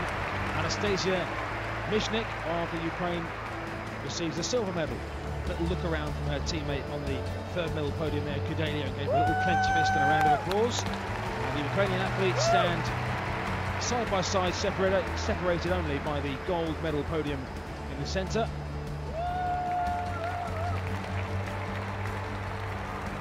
It's going to be another of the Eastern European nations. Paralympic champion, representing Poland, Eva Durska. Silver and bronze to the Ukraine and gold to Poland in the shape of Eva Durska.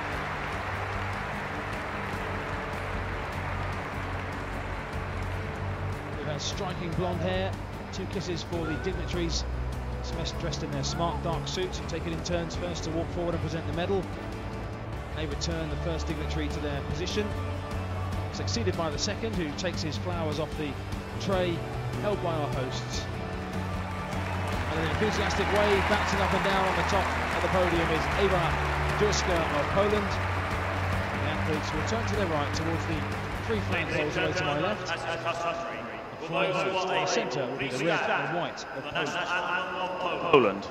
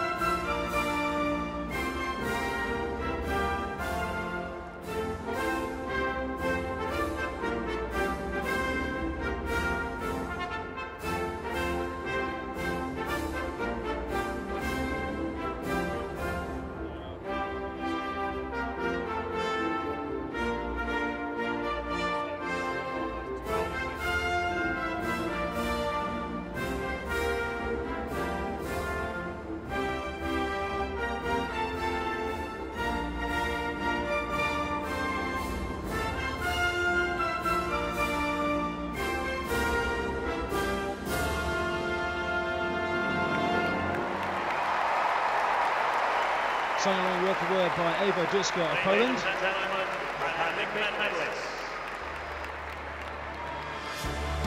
That is Poland's 4th gold of these Paralympics. They're ahead of both the USA and of Australia. De Santos Pereira has been eliminated, as has Martin Parejo Maza of Spain. So the field has been cut down to 8 for the final 3 rounds of the men's triple jump F11 final. Ready to go in round the leader is Denis Gulan, a new leader with the very last jump of the 3rd round. 12.91 from Denis Gulan. I said it looked good as he soared through the air. Well, he is the new leader at the halfway stage. Gulan from Russia, Li Juan from China, and Gillette of the USA are the top 3. Also through to the final rounds, Poras of Spain, Kadyshev of Ukraine, Barakas of Greece, Herrera of Venezuela, and Sahatov of Uzbekistan. The crowd go silent again on the far side, save for the chattering you can hear amongst spectators around the arena. It's Miran Sahatov. As I say, the athletes will now jump in reverse order, with the 8th placed athlete going first, and Sahatov is currently in 8th place. A very gentle start to his run. Then he explodes into life in the second half of it, and he gets out somewhere around about 11 metres, probably closer to the mark actually. Ladies and gentlemen, the 3rd and final heat of the men's 200 metres, and there in lane 2, representing Morocco, ranked number 2 in the world this year, please welcome Mohamed Amgoun. He's being introduced for the 3rd heat. Listen to the roar. Gold in the 100 and set a new world record. He is the defending champion. He is representing Ireland. Welcome, Jason Smith. Not quite a 100% roar that the British athletes have been getting, but still a healthy roar for Jason Smith from across the water in Ireland. 8 line up again for this 3rd and final heat of the men's 200-metre T13. First 2 go through. Jason Smith, the overwhelming favourite for gold overall rather than just in this event. Amgoun of Morocco on the inside, Andrade of Brazil, Johnson of Sweden, Lozhinov of Russia, Smith of Ireland, Lamzan of Thailand, Price of the USA, and Nasser of Algeria. They are the 8. Jason Smith is the world record holder, 21.43, set in Beijing. Last Paralympics back in 2008. He's already got 100-metre gold. He's also the defending champion, looking to double up and give Ireland some further medal success. The athletes are on their blocks. The far side. One to start as always now. Into the set position, and away they go, and Jason Smith absolutely exploding out of the blocks in the green of Ireland, and already he's past Lamjan of Thailand, just round the outside. Jason Smith with those arms pumping, is probably 5 metres clear already, coming into the home straight. Jason Smith of Ireland from logging off of Russia, and on the outside it's Nasser of Algeria, but Jason Smith will ease up here and give himself something left in the tank, as Smith comes up towards the line now. 21.48, despite the fact he looked like he was easing up a little bit. He's only 500th of a second outside his world record.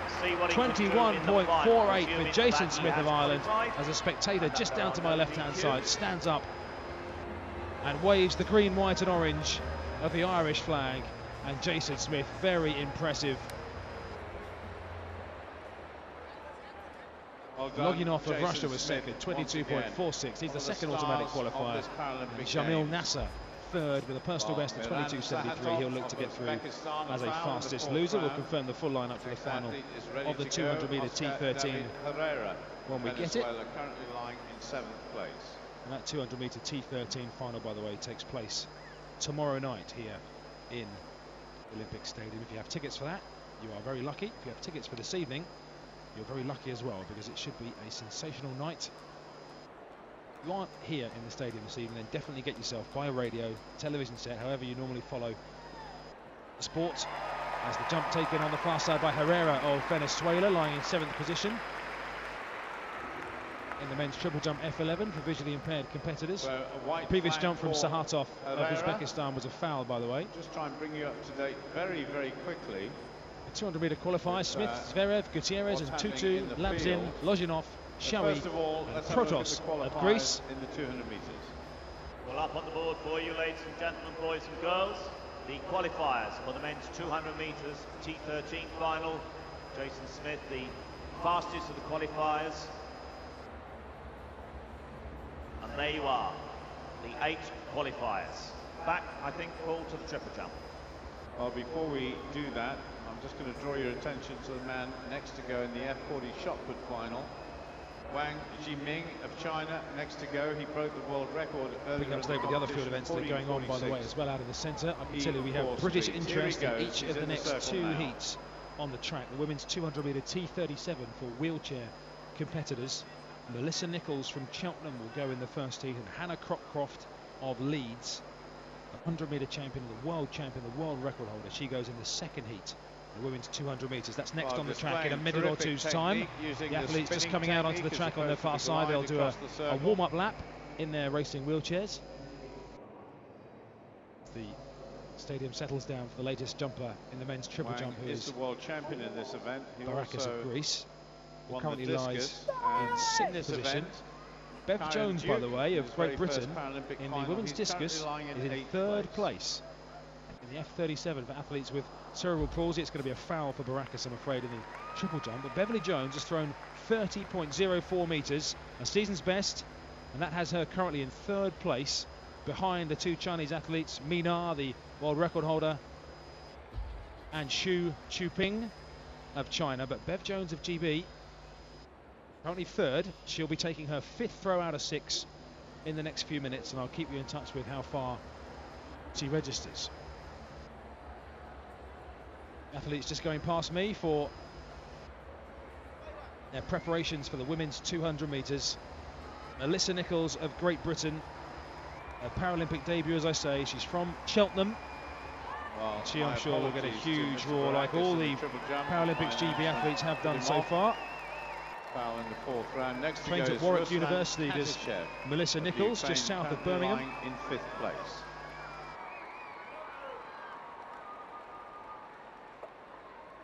Athletes just make their way along the back straight, back to their starting blocks, which are positioned on the far side. Up to date with the women's discus. Let's bring you up to date as well with the men's shot put final for dwarf athletes, F40, including Kieran Duke of Paralympics GB. Kieran Duke has made it through to the final 8. It's just taken its 5th round throw, which is 10 metres 84. Kieran Duke of Paralympics GB, currently lying in 6th place in the men's shot put F40 final. He's got around about 2 metres to find to get himself into the medals, but he has got himself into the last 8 competitors. Good jump in the triple jump, meanwhile, by Radislan Katishev of the Ukraine. Mr. Katishev's best jump so far, 12 metres 11. The athlete ahead of him in the rankings at the moment is Horace, who goes next. And his best jump is 12.19. So we'll watch one more jump before we go to our next track event.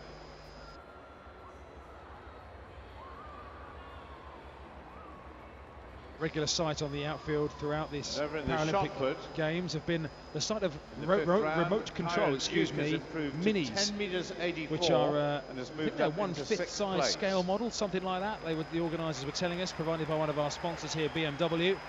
And they are basically driven around the infield to collect the fielding implements. So, for example, the discuses and the javelins as well, they are driven around and operated from the throwing area. So rather than officials having to go and walk out a long way, pick up the fielding implement and walk them all the way back, there are 2 remote-controlled minis which do the job for them. Apart from in the shot put, where it doesn't fly quite so far, and an official just picks up the shot put and rolls it back down a specially erected ramp, collected by an official at the other end. Remote control minis currently parked up, do a fine job out in the infield. As the next triple jumper, Porras of Spain, looking to get himself further up the medal rankings. Good jump from him, somewhere close again to 12 metres. Beverly Jones of Paralympics GB is in the discus circle. Keep an eye on how she goes. Of the women's T34 200 metres. Needs to pull out an extra metre or so if she's to challenge for the silver medal, and she's fouled actually, Beverly Jones, so she stays in 3rd place with 1 jump still to go. As we get to the first heat of the women's 200 metre T37. Would you please welcome from Great Britain, in lane 5, Melissa Nichols.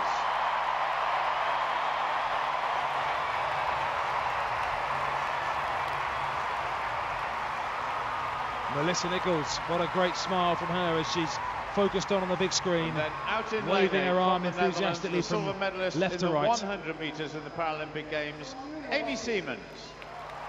Amy Siemens of the Netherlands on the outside. There are 6 in this, the first 3 qualify.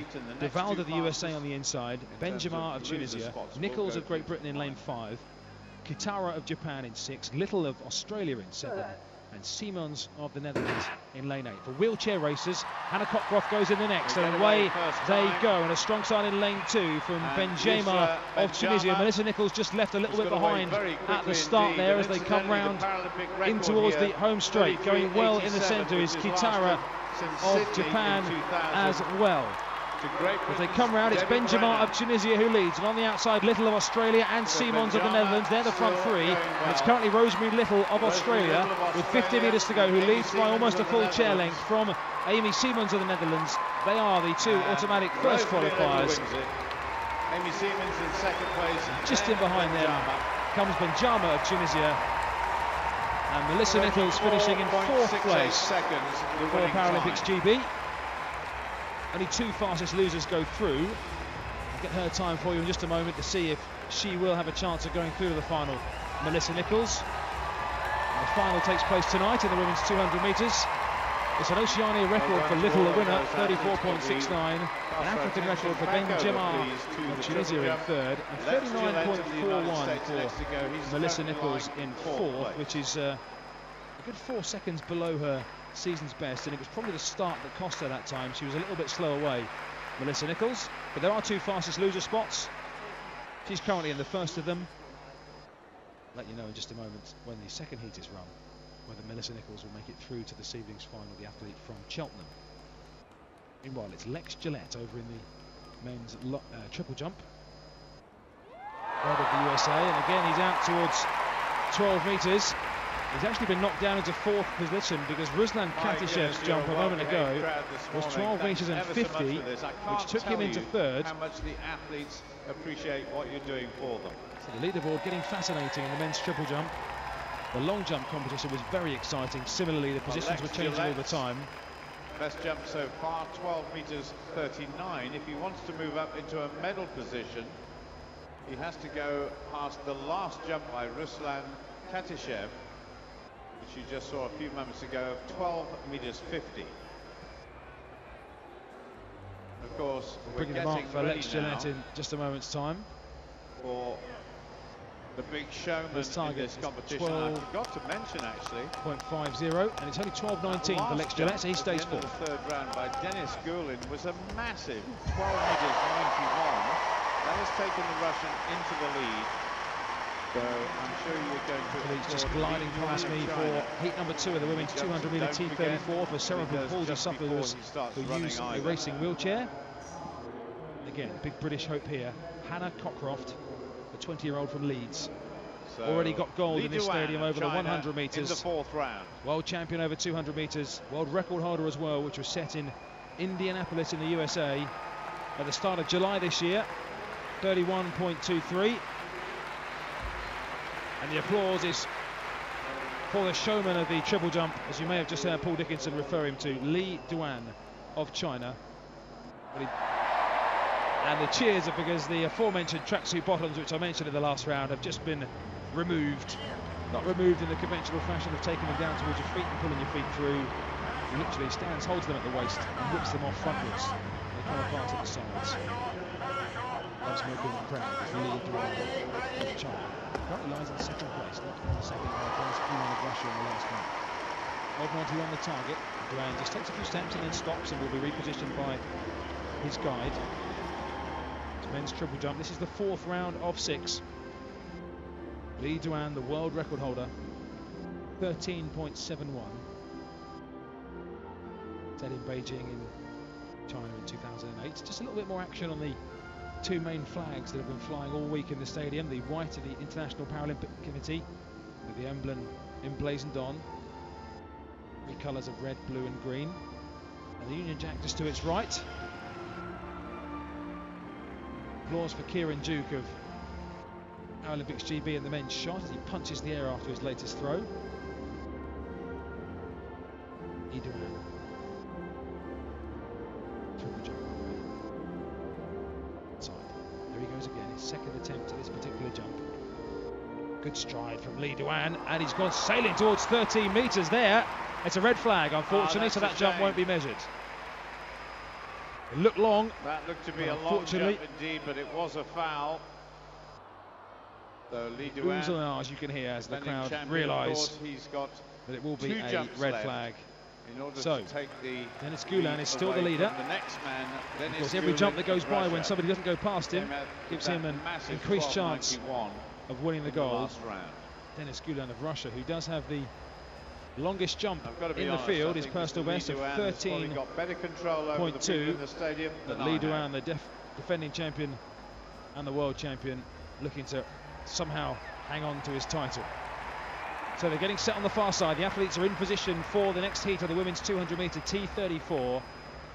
Their wheelchairs are positioned on the start line. Again, the 200 metres will be run in lanes. You'll hear the sting in just a moment, the sting sound, which will signify that we're ready to introduce the competitors for that women's 200 metres. But we're going to pause and have one more jump to complete this fourth round of the triple jump.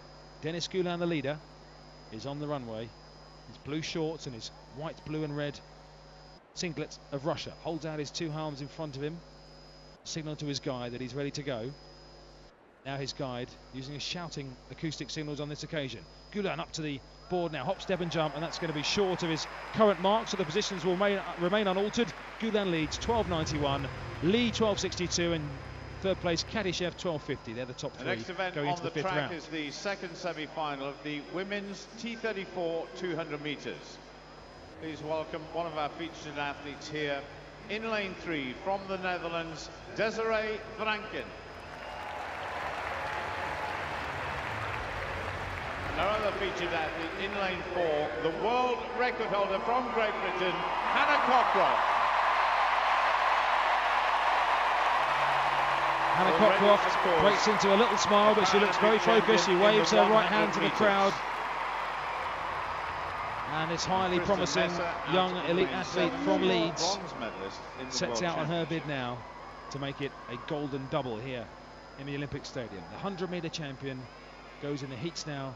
The 200-metre champion. After this heat, we'll know whether Melissa Nichols of Great Britain will sneak through to the final as well. Cockcroft goes in lane 4. Rankin inside her. Pond of Australia, Burrows of Canada, and Messer of the USA. And Hannah Cockcroft, again, has had a terrific start over on the far side, and she's taken 5 metres out of the field already. As they turn their chairs slightly to the left. On the inside, it's Desiree Rankin of the Netherlands who's trying to go with Hannah Cockcroft. But Cockcroft straightens up for home with 100 metres left to go. She's 5 metres clear and going further away, Hannah Cockcroft. And she won't put too much into this. She's looking up at the big screen to see what is happening behind her. And she's winning this at an absolute canter. Hannah Cockcroft has won by 15 metres. And it's coming up at 33.20, which is outside her previous world record. She's won very easily. Desiree Rankin comes through in second place. It's a Paralympic record for Hannah Cockcroft. That is a new Paralympic record.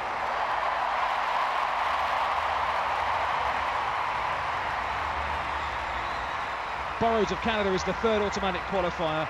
40.45 Messer in fourth place. And by my maths again, that means that Melissa Nichols of Great Britain will also make it through to this evening's final in the women's 200 metres T34. But Hannah Cockcroft looking in scintillating form and the overwhelming favourite to make it gold, to go with her 100 metre gold that she picked up earlier in the games. And it's confirmed on the scoreboard, Melissa Nichols of Great Britain is through as one of the fastest losers. So Great Britain will have 2 representatives out of 8 in this evening's final, which is just after 7:30. Uzbekistan.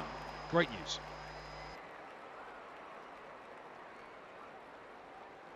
So we're just starting the 5th round of the men's triple jump on the far side. Dennis Guland's mark was 12.58, by the way, which is about 30 centimetres short of what he'd jumped previously. As the crowd applaud Hannah Cockcroft, not a full lap of honour from her on this occasion.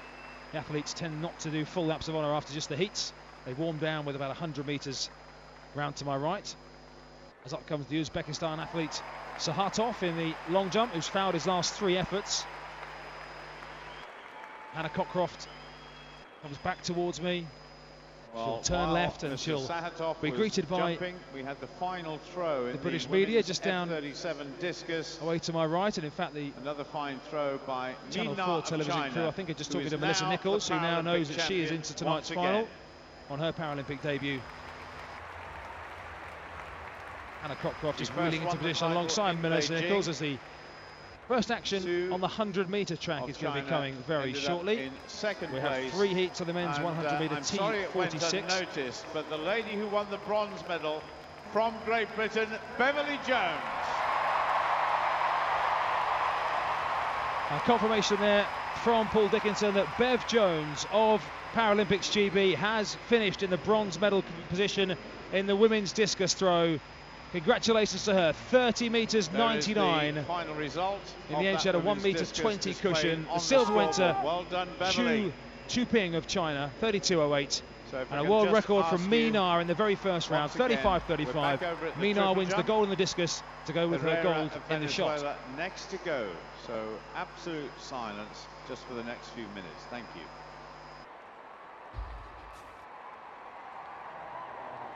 So officially the morning part of this morning session almost over, because we are with the time now at 4 minutes to midday. The sun beating down, those wispy clouds I mentioned earlier on have largely vanished. The sun now up to my right as the floodlights still shine down for those spectacular triangular pylons dotted around the roof. Well, this triple jump may well unfortunately for the triple jump silence that's required. Bev Jones is just jogging on her lap of honour right past the pit on the far side, holding up her Union Jack and getting a real reception as she does so. And actually somebody has had to chase her, I think. I thought they were chasing her to ask her just to stop for a moment, but actually it's a photographer trying to get a photo of her as she runs away to my left. And of course, all the time that Bev Jones is completing a lap of honour, the crowd won't stay silent. They want to applaud and wave their Union Jacks as they're doing away to my left. And actually the Venezuelan athlete now in the men's triple jump is just waiting his turn for this noise to die down. And Bev Jones has still got about 150 metres to go of her lap of honour. The greatest of respect, 2 shot putters. They're not known for their speed across the track, so that'll take a little bit longer than it would have done if it was, for example, Johnny Peacock goes in the men's 100-metre T44 final later on. Official has just held Bev Jones up for a moment. It says, can you just pause here for a second, Bev? The athlete from Flintshire, Herrera in the who wins the gold. Next. Herrera, triple jump. Good news, by the way, for those of you in the stadium at the moment, is that Bev Jones will receive her bronze medal at the latter part of this morning session, just after 1 o'clock. So we're starting into the early stages of the penultimate round of the men's triple jump. Sahatov jumped 10 meters 78, no improvement, he's still in 8th. Now it's Oscar David Herrera of Venezuela, who has fortunately veered off the runway.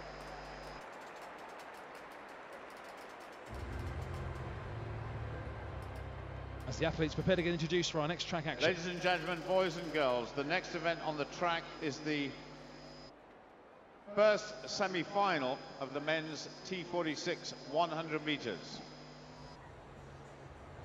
There is the full lineup.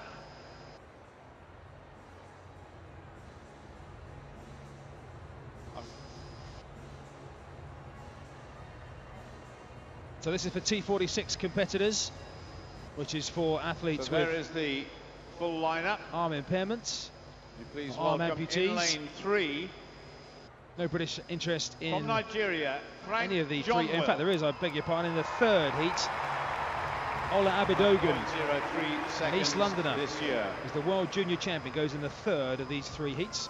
The lineup for this one: Elliot Mujaji of Zimbabwe, Frank Johnwell of Nigeria, Yuri Noselenko of Russia, Gabriel Cole, Xu Zhao of China, Gabriel Cole of Australia just being introduced to the crowd, Mohamed Sako of Mali, Saeed Al-Qadi of Saudi Arabia, and Kouam Jean-Luc Numbo of the Ivory Coast. The first 2 in each heat will qualify through to the final. There are 3 semi-finals altogether, and also the 2 fastest losers. 2 big guns in this 100-meter competition go in their next heat. 200-meter winner and the 200-meter silver medalist Nascimento of Brazil, Gonzalez Isidoria of Cuba, go in the second of the 3 heats. World record in this event, by the way, has stood for 20 years, one of the longest-standing Paralympic records. Zhao of China will start from a standing position. Everybody else either side. Down on the blocks and away they go, and a false start. Actually, a faulty start to give it its official title, and that is bad news for somebody, because only 1 strike and you're out. So any false start and you are immediately disqualified at the starter's discretion. And I think it possibly could be Al-Khaldi of Saudi Arabia in lane number 8, who just moved slightly before the gun there. The applause is because Bev Jones is continuing her lap of honour after that faulty start. Her lap of honour. Let's cast our attention back over. She's just found someone she knows in the crowd who's standing up to that race. Barakis of Greece. In fact, she's collected a Welsh flag as well to go with her Union Jack for later on. And Bev Jones now waving to the crowd as she jogs along this near side to finish her lap of honour, the bronze medalist.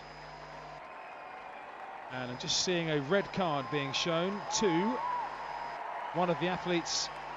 In fact, it's the Chinese athlete who is, I think, is it? No, it is lane number 7, I think. Just waiting for confirmation there. It is indeed lane number 7, Mohamed Sako of Mali, who is in the green vest, the one who unfortunately full started. Apologies, I did pick up the wrong athlete in the initial television replay I saw. The green singlet just rising ever so slightly before. My goodness, you are a good crowd. Everybody else. Well, we've had a disqualification in that 100-meter race, we think.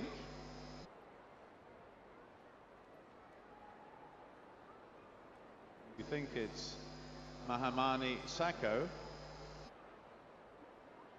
Certainly is the one being led away by the officials at the moment in their blue polo shirts and caps. And they are now having to persuade Mohamed Sako. Thanks for the applause. It wasn't a huge faulty start, but he did just ever so slightly move, and just is good enough. And he now holds his green vest to his face, covering his face in disappointment as he walks off down the tunnel just to the left of the 100-meter start area. So we reset then. We now have 7. First 2 through to the final. 2 fastest losers across all 3 heats. Ola Abidogun of Great Britain goes in the 3rd heat, and he is the fastest on paper in his heat, so he has a very good chance of making the final. Quiet for the start, please. The applause away to our right is for Thank you. Kieran Duke, who's just finished his shot put competition. We'll bring you up to date with the result of that very shortly. We settle down on their blocks again. Once more, Zhao of China from a standing position. Lane 7 is now vacant. And away they go, and this time they are away to a proper start, and it's Frank Johnwell of Nigeria on the inside, but all of a sudden Zhao Xu of China making progress and comes through to win. Zhao Xu of China comfortably the winner. Elliot Mujaji and Frank Johnwell of Nigeria. And a shame for Gabriel Cole of Australia, who pulled up halfway down the home straight and ends up walking across the line. 11.07. Congratulations to Zhao Xu of China, who actually is a double arm amputee. He's amputated above the elbow on his right arm and below the elbow on his left. Frank Johnwell of Nigeria confirmed in second place. It's a Paralympic record, by the way, for Zhao Xu of China. And that's setting a mark, as I mentioned, back to Barcelona in 1992. Hasn't beaten the world record, but he has set a new Paralympic record. And Noshalenko of Russia is the third-placed athlete. Those 7 disappear off down the tunnel away to my right. And out comes from the tunnel to my left a games maker holding up a white placard, leading out a procession of athletes for our next heat. And this men's 100-meter T46. This is the one that contains what I would class as the big guns. Johansson Nascimento, 200-meter champion, actually proposed to his girlfriend by telephone live link to Brazil while the Brazilian television station were covering him. His girlfriend said yes, by the way, so he's also got himself a wife as well as a 200-meter Paralympic gold. He'll look to add to that haul with 100-meter gold. He goes very shortly. The applause on the far side is for Ruslan Kadyshev of the Ukraine, who actually appears to have maybe slightly hurt himself in the process of that jump. He's got a white flag. Going on. It's been a very busy morning. The F40 shot put has finished, and as you can see from the main scoreboard there, a new world record for Wang, the new Paralympic champion, 40 meters 46. Garzuli of Algeria, a new African record, 12 meters 91. Stathalakis of Greece, 12.78 for the bronze medal. And a new British record for 19-year-old Kieran Duke of Great Britain in 5th place.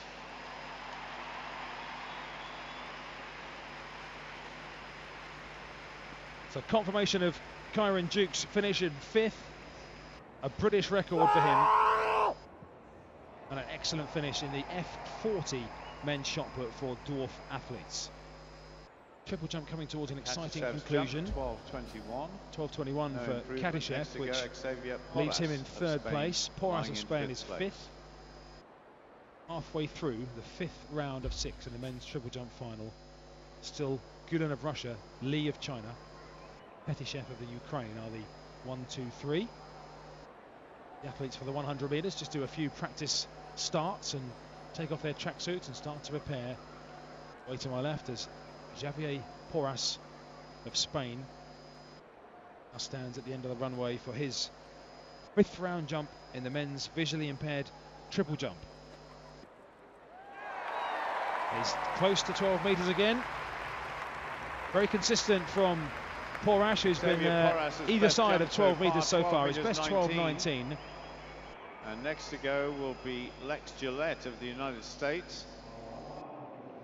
Just going to bring you up to date with the men's discus, by the way, which is a seated similar competition. The field has been reduced to 8 in that as well. Lex Gillette found himself in. It's Mohamed Berahal with his world record throw who leads that. Asia Epinis of Latvia is currently 2nd with a Paralympic record throw for his classification F52, and Mohamed Zemzemi of Tunisia, the other 1, 2, 3. Alfonso Cunningham, the gold medalist in the javelin, is still in 4th place as he prepares to take his final 3 throws. But there are 4 competitors left to throw in the men's discus, F51, 2 and 3.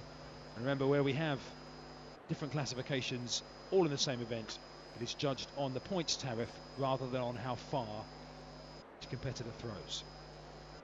So the infield just getting a little bit quieter now. There are 4 corners of the infield which each house different field events, and at the moment of those 4 corners, the lookout, only one of them is being used, and that's the one bottom left as I look away to my left, close to the 100-meter start, and that is where the seated discus throw is taking place. Shot put circle has now got an orange cone plonked in the middle of it. as Lex Gillette just pulls out of his jump there, and that will be classed as a red flag because he's gone beyond the board. That is a foul for Lex Gillette, so just one more jump for the American to see if he can get in amongst the medals.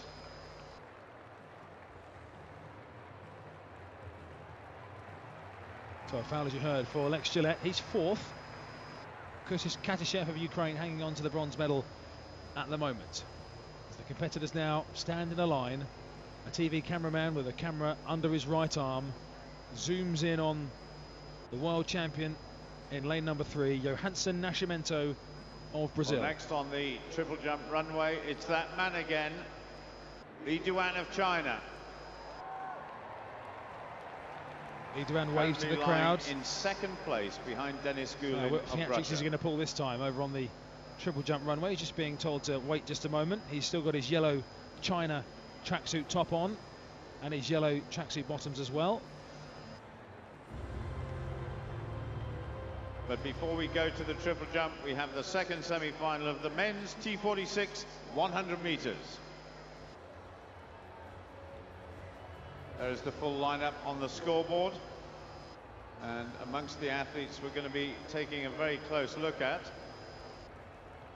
is Suabido Galadmina from Nigeria in lane 2. He's the fastest in the field with 10.81 is Galadima of Nigeria. A million miles away from the world record. Currently being shown on the big screen in the green of Nigeria. Please welcome from Brazil the Paralympic 200-meter champion Johansson Nascimento. This category, remember, this classification, T46 for arm amputees, Galadima of Nigeria, Nascimento of Brazil, Kamara of Sierra Leone, Campeon of Papua New Guinea, Gonzalez Isidoria of Cuba, 200-meter silver medalist, Asumani of France, Aresti of Cyprus, the world champion over 200 meters, and Radibi of South Africa.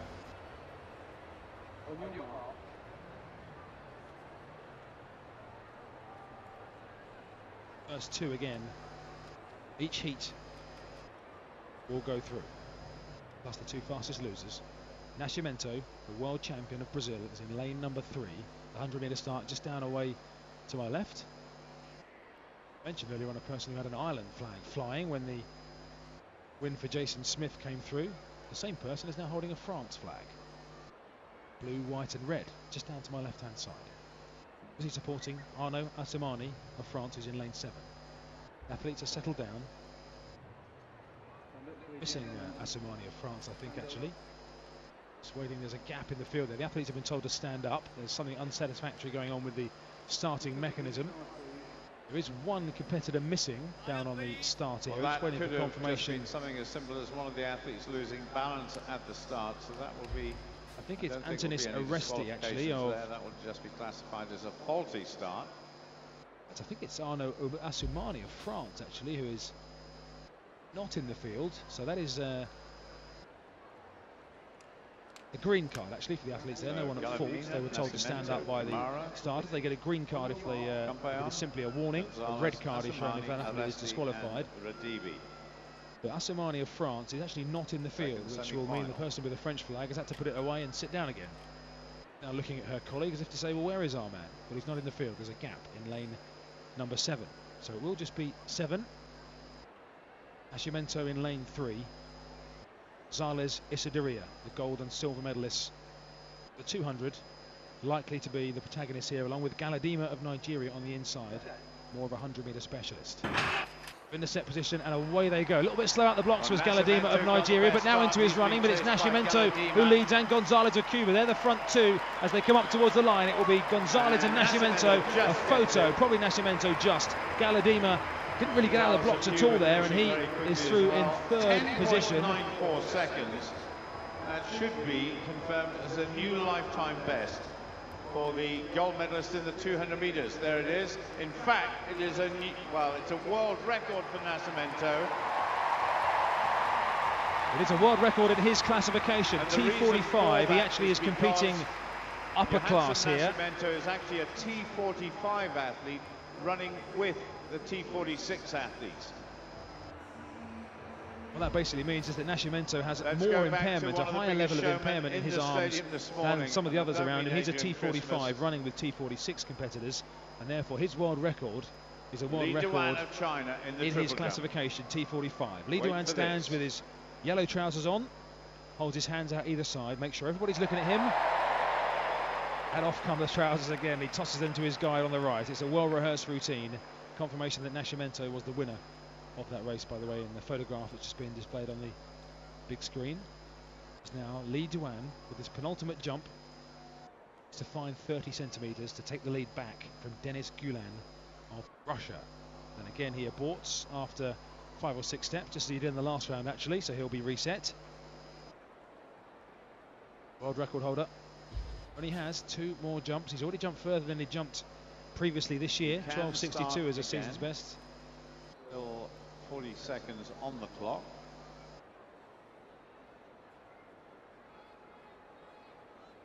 So Li Duan is positioned once more by his guide, who's in his yellow aluminous bib, red tracksuit bottoms. He jogs back to his position, very close to the takeoff board. In fact, he's standing between the takeoff board and the pit. Crouches down on his knees, and he starts his rhythmical clapping now, and he will move out the way at the last minute. As Li Duan poses himself, the clock running, plenty of time he's got. Here he comes now. He's pretty quick across the runway, and he's gone out towards 12.5 metres there. That could be an improvement for Li Duan. I'm not sure if it's quite far enough to challenge Denis Gulen's lead, but it could consolidate him in second position, with Gulen due next to complete the 5th round. We're waiting for that distance to come up on the monitor in front of me. Let's go back and check in on the men's discus throw F51, 2 and 3 for wheelchair athletes. 91. Because they were coming towards the end of that as well. Alfonso Cunningham of Jamaica currently in the middle of his final 3 throws, still in 4th place. The top 3 could be decided after the throw coming up from Alfonso Cunningham, which is just being measured now. They're just waiting for the distance for Li Duan as well. He needed 12.91 or better to go into the lead, which I don't think it's quite that far, but I have been wrong already in these games quite a few times. Until it comes up. 12.75, yeah, I didn't think it was quite far enough, but it is a season's best. It's an improvement by 13 centimetres. A great jump, and he improves his position in second. His longest so far, but he's still in second place behind the next man to jump, Denis Gulen of Russia. 12.91, the Russians' best effort so far. Meanwhile, in the men's discus, the medalists are confirmed now. Alfonso Cunningham stays out of the medals in 4th. It will be Berahal of Algeria, Alpinis of Latvia and Zemzemi of Tunisia. But in which order, that is still to be decided, but they are confirmed as the 3 medalists. As we get back to the men's triple jump F11 final, the last jump of the 5th round, with 1 more jump for everybody to go. And it is the competition leader from Russia, Denis Gulen, who stands on the end of the runway again. All this taking place on the far side from where I'm sat, 20 metres or so from the finish line. Gulen starts now. He has a very long striding technique, Gulen, and he's only going to be about 12 metres there or so, so no improvement. So it's hotting up going into the final round of the men's triple jump. It's Gulen 12.91, Li Duan 12.75, and Katishev 12.50. Yeah, the top 3. Discus. And next to throw, confirmed actually in the bronze medal position, representing Tunisia, will be Mohamed Zemzem. They're confirmed in the bronze medal position at least. The voice of Adrian Christmas there over the stadium commentary. Mohamed Zemzemi will try and improve. He's fouled actually 2 of his 3 throws so far, so 1 legitimate throw he has managed has got him into the bronze medal position with 847 points. We've seen a world record and a Paralympic record already in the men's discus throw, which is taking place away to my left. Wheelchair competitors, they can either choose to compete in their wheelchair, or they sit into a special throwing frame, which is being erected by a number of games makers around Mohamed Zemzemi now. This taking place in the discus cage away to my left. By Denis Gulen, 12.81. So now we start the last round of this triple jump contest. Iran Sahatov of Uzbekistan.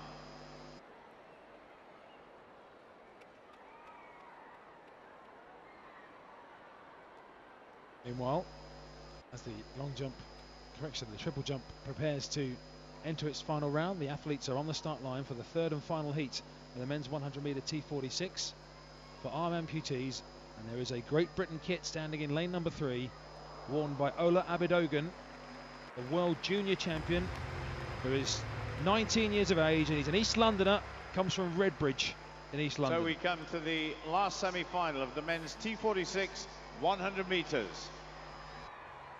There is the lineup on the scoreboard. Would you please welcome from Great Britain the #1 T46 runner in the world from Great Britain, Ola Abidogun.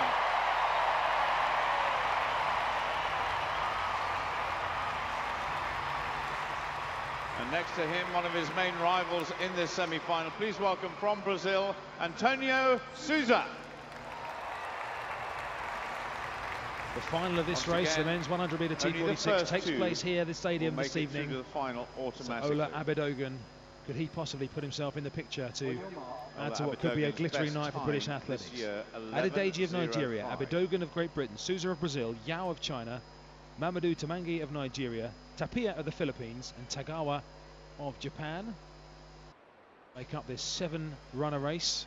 As I look, those names, the order I read them in, are from right to left, with lane 2 furthest away from me on the inside, lane 1 vacant, as is lane 9. Abidogun in lane 3, who carries British hopes as he looks to get through. The first 2 qualify, and the first 2 fastest losers. A full start, definitely there, unfortunately, from the athlete in lane number 7, I think, Roger. In fact, it's lane number 6. It's Ibrahim Mamudu of Nigeria, who I fear, for him, has quite clearly full started. So Ibrahim Mamudu Tamangi of Nigeria will be disqualified in a moment, I imagine. Or a false start, but let me tell you, there's still a lot to go on in the stadium this morning before we go to our lunchtime break. There's 2 victory ceremonies. I know you're going to enjoy them both. For the men's 4x100 metre relays yesterday, and we're yet to see the first appearance in the stadium this morning of 2 athletes who I know will be very popular. Shelley Woods and Libby Clegg, 100 metre silver medalist. They'll be competing later. So that was a faulty start. So we have Adedeji, Abidogun, Souza, in fact, it's been a green card that's been administered there. And Tagawa. So a second chance for Mamudu of Nigeria, who clearly out of his blocks first, but the starter's marksman and the starter between them deciding there was something wrong with the equipment rather than the athlete being at fault. So Mamudu has a lifeline, and he settles down in lane 6. Ola Abidogun, white, blue and red of Great Britain, is world ranked #1. 18 years of age. Away to a good start this time, and Abidogun got a decent start out in lane number 2. He's got the Brazilian athlete Souza going past him, but in the second half of the race, Abidogun coming strong on the outside, the Japanese athlete as well, but Abidogun gets there and sets a time of 11.22. Ola Abidogun, which is outside his personal best, but he is the winner of the heat and safely through to this evening's final. Tomoki Tagawa of Japan in second is the second automatic qualifier. And the roar for Ola Abidogun as he is qualified as the winner. Tagawa of Japan confirmed in second. Job done for Ola Abidogun, who started strongly and then in the second half of the race really managed to ease himself ahead. And just to entertain you a little bit more, I've been referring to a young dark-haired lady just to my left who's been waving various flags. She's only about 5 metres away from me. It was the Irish flag, then it was the French one, which was hastily put away. And now we've got a Union Jack flying as well, so I'm not sure if there was a 3-for-2 offer on flags, but either way, she's got seemingly an interest in a number of camps, but that's great. People waving flags for whatever country. Great support for Great Britain, of course, but also many, many other countries very well supported throughout this Games. And now we've got a very busy medal podium just assembling down to my left. We have 5 people in 3 teams, so 15 in total. 4 athletes from the men's 4x100 metre relay, plus 1 guide to help them up onto the podium. Silence at the moment, though, is for Herrera, taking his final effort in the triple jump over on the far side. He's not troubling the leaders at the moment, though. He's down in 7th place.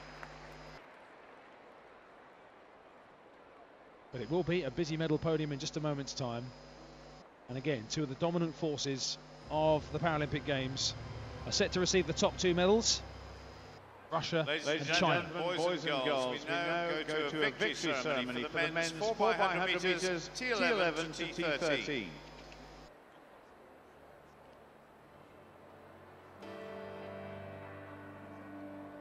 The medals will be presented by Mrs. Rita Van Driel, Governing Board Member of the International Paralympic Committee, who is accompanied by Lord Addington, Member of the House of Lords.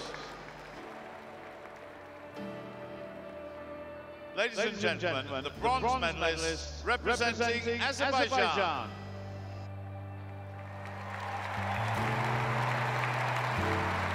To the four members of the Azerbaijan team, link arms, hold them in the air, and walk forward with the help of their guide as well. And his guide runner, Pavel Setin.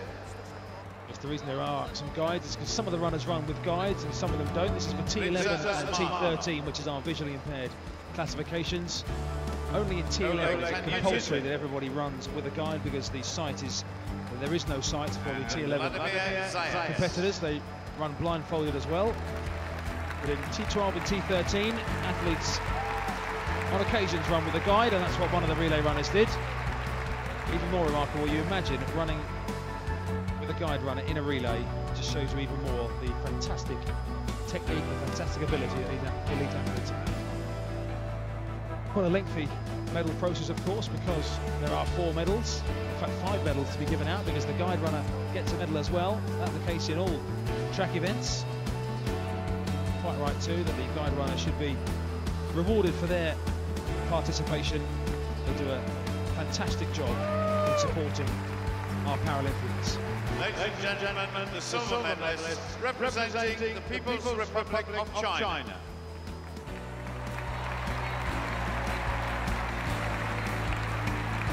Xu Lei with guide runner Wang Lin, Yuan Yuji, Wang Yuqing, and Li Yangsong are the 5 Chinese recipients of the medals. Wang Lin.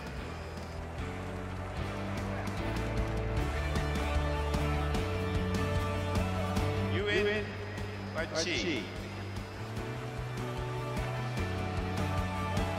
Yang Yuqing.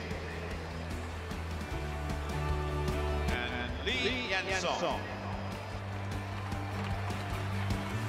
A bit more work to do for the hosts who are carrying the medal trays.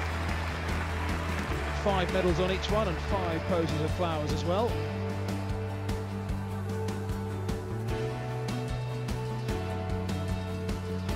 So 5 in the turquoise and white of Azerbaijan, 5 in the red, white and yellow of China. Stand in a line facing the stand in which I'm sat, just down to my left hand side. Very shortly they'll be joined by 5 from Russia.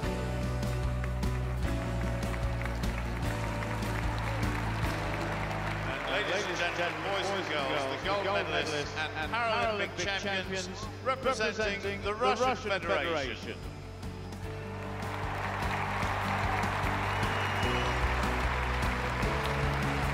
And forward they come, walking together in unison, raising their arms as they get to the front of the podium ramp. Alexei Labzin, Fedor Trishilish, and Andrei Koptev with his guide runner Sergei Petruchenko. Andrei Koptev. And his guide runner Sergei Petruchenko. The 5 gold medals placed around the necks of the Russians, who have red and white tracksuits, the white band running across the centre. And in that white band is red capital letters spelling out the word Russia. They now receive their flowers. All 15 on the podium. Very shortly will turn to their right as the Armed Forces personnel stand prepared with 3 flags at the bottom of the 3 flag poles at the corner of the stadium, just away to my left.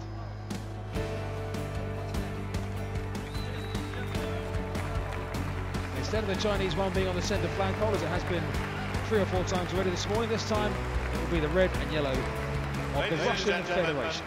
As is customary, will those who are able please stand for the national anthem of the Russian Federation.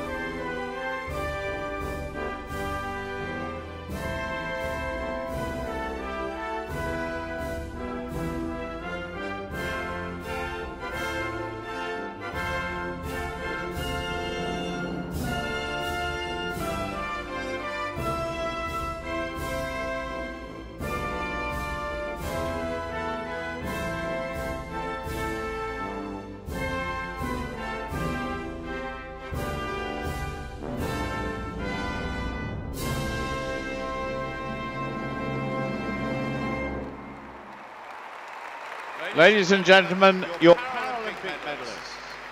So the victory ceremony complete for the men's 4x100 metres for visually impaired athletes. Triple jump, 6 jumps to go to decide the champion. So with that victory ceremony complete now, the triple jump will continue as the next set of athletes glide past in their racing wheelchairs. In 6th place.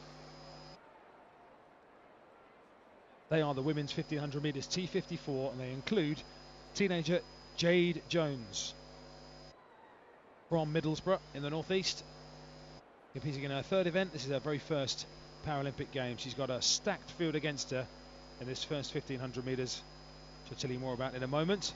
It includes a double gold medalist already from here at London 2012. They're working their way around to the far side. They'll do another warm-up lap. They'll start on the far side in the 1500 metres, which is due off in just a couple of minutes' time. Is the big red scoreboard down at trackside, just a few metres beyond the start line. Tells us it's coming up to 12:30 lunchtime. Bit of movement in and around the stands for some heading out to lunch, maybe heading off to take up tickets elsewhere in the Olympic Park. If you are leaving us any time in the near future, then a big thanks for being with us on this audio description service inside the Olympic Stadium, as our next triple jumper, Barakos of Greece, takes his jump now. He's out towards 11 metres, down in 6th place, and unlikely to improve on that, I think.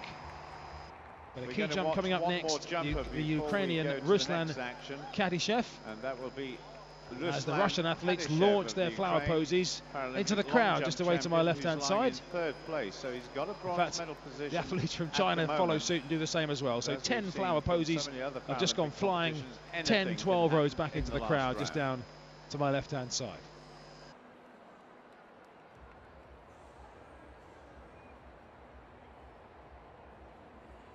So this men's triple jump final really getting interesting at this latter stage. There are 5 to go. Top 5 positions still to be jumped, and the medals still very much up in the air. Just 16 centimetres separating first from second. So quiet. And just 11 centimetres separating third from fourth. From the Ukraine, Ruslan Kadyshev. And the man in third is the man you just heard introduced, Ruslan Kadyshev of the Ukraine. Another group of individuals file their way out in front of us. The next relay ceremony, this will be for the men's 4x100 metre T44 as Kadyshev completes his jump. Again, it's I don't think it's going to be an improvement. He did pull up a little bit of an injury earlier on. He waves to the crowd, Kadyshev. He'll have to wait and see whether his jump is going to be good enough to get him a bronze medal. But this victory ceremony for the relay includes the bottle green tracksuits of South Africa and the T44 classification. That includes a certain Oscar Pistorius. 100 metre relay. He will line up in the men's 100 metre final T44, which takes place this evening in the stadium just before 25 past 9. Mrs. Rita Van Driel, governing board member of the International Paralympic Committee, who's accompanied by Lord Addington, member of the House of Lords. Ladies and gentlemen, the bronze medalists representing Germany.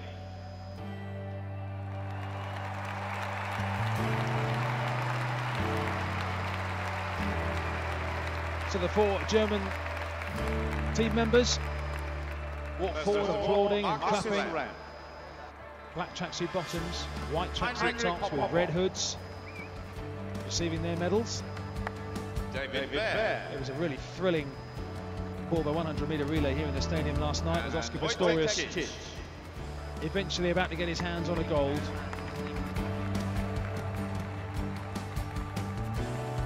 He came here for 4 golds, remember. He's already been denied 1 of those, getting beaten in the 200 metres by Alain Oliveira. Those 2 will run side by side, by the way, in lanes 3 and 4 in the 100-metre final later on, which is widely regarded to be Pistorius' weakest of his 3 individual events, although he has been working very hard on his start, and that's the big problem in the 100 metres. If you don't start that fast, the race can be gone for you in the first 20 or 30 metres. But Pistorius has been working hard. But Johnny Peacock is the odds-on favourite for Great Britain. More on that later, as Pistorius very shortly will get his hands on his first gold of this Games. The silver medalists representing the People's Republic of China.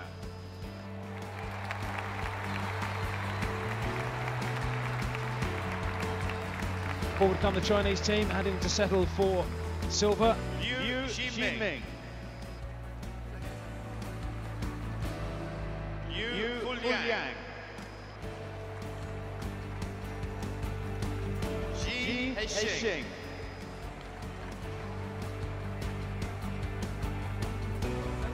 And Zhao Xu.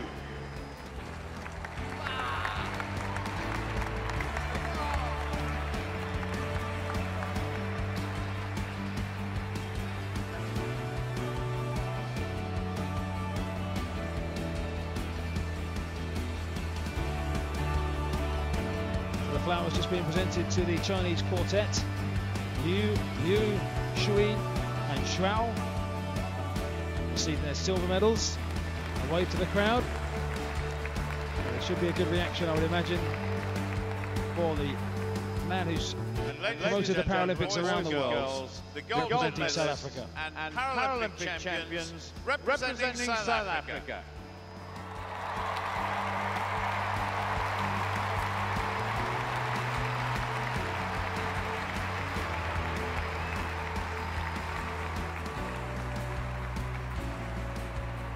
Kelo Radibi. Kelo Radibi, a double arm amputee. Zivan Smith. Ivan Smith, a single arm amputee, his left arm amputated below the elbow. Arno Furi, who runs also in the 100-metre final.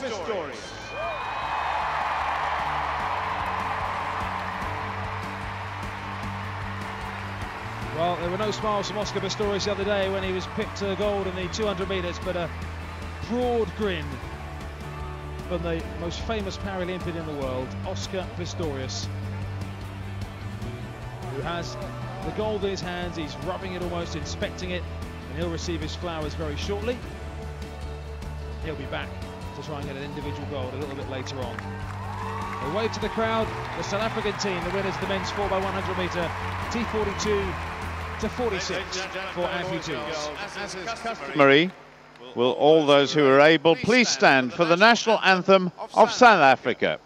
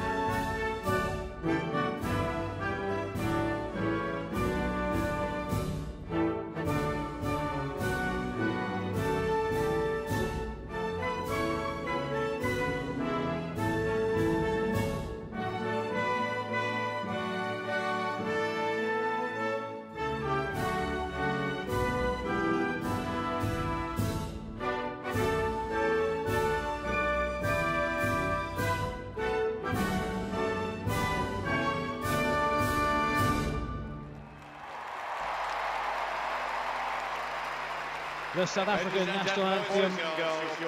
And their men's 4x100 metre amputee quartet, anchored by Oscar Pistorius, take the gold ahead of China and Germany. And all 12 are going to try and now get on the centre podium again, which is easier said than done. A few of them having to kneel down in front to make that possible.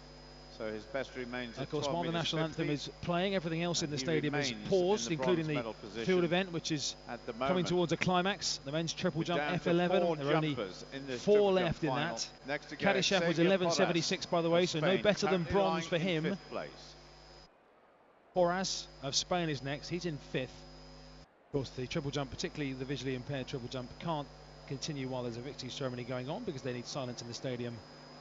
Wheelchair racers limbering up, as they have been on the track for the last 10 minutes or so, for the women's 1500 metre T54 for wheelchair racers, which is coming up very shortly indeed.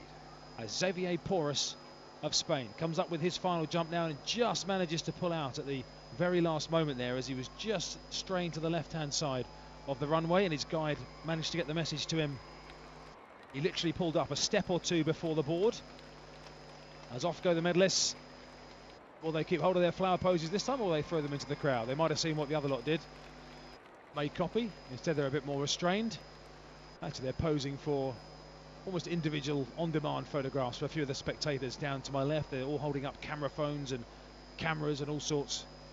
They get a photograph of the 4 medal teams in the men's 4x100 metre relay.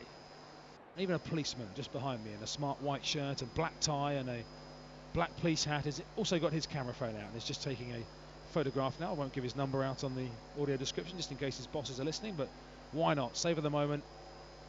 Doing a fantastic job. Everybody associated, the games makers, the officials, the volunteers, our service personnel, the police and the emergency services, helping to make this magnificent London 2012 Paralympic Games exactly what it is. The applause is for Xavier Porras of Spain, who's just completed his final jump in the triple jump. We'll give you a distance on that as soon as we have it. But we come back to the track. Heat 1 of 2, and there in lane 1, a truly great Paralympian competing in her 5th Paralympics, world silver medalist representing Canada, Deanne Roy.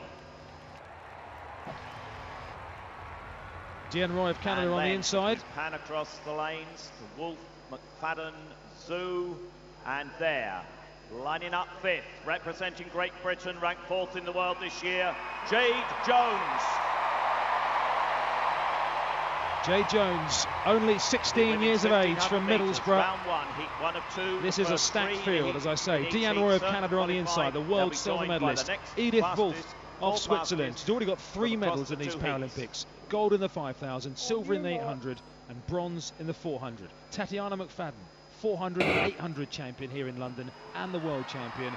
June Li Hong of China, Jones of Great Britain, and Gunilla Wallengren of Sweden as they get underway down the back straight on the far side. And he's still out in the stadium.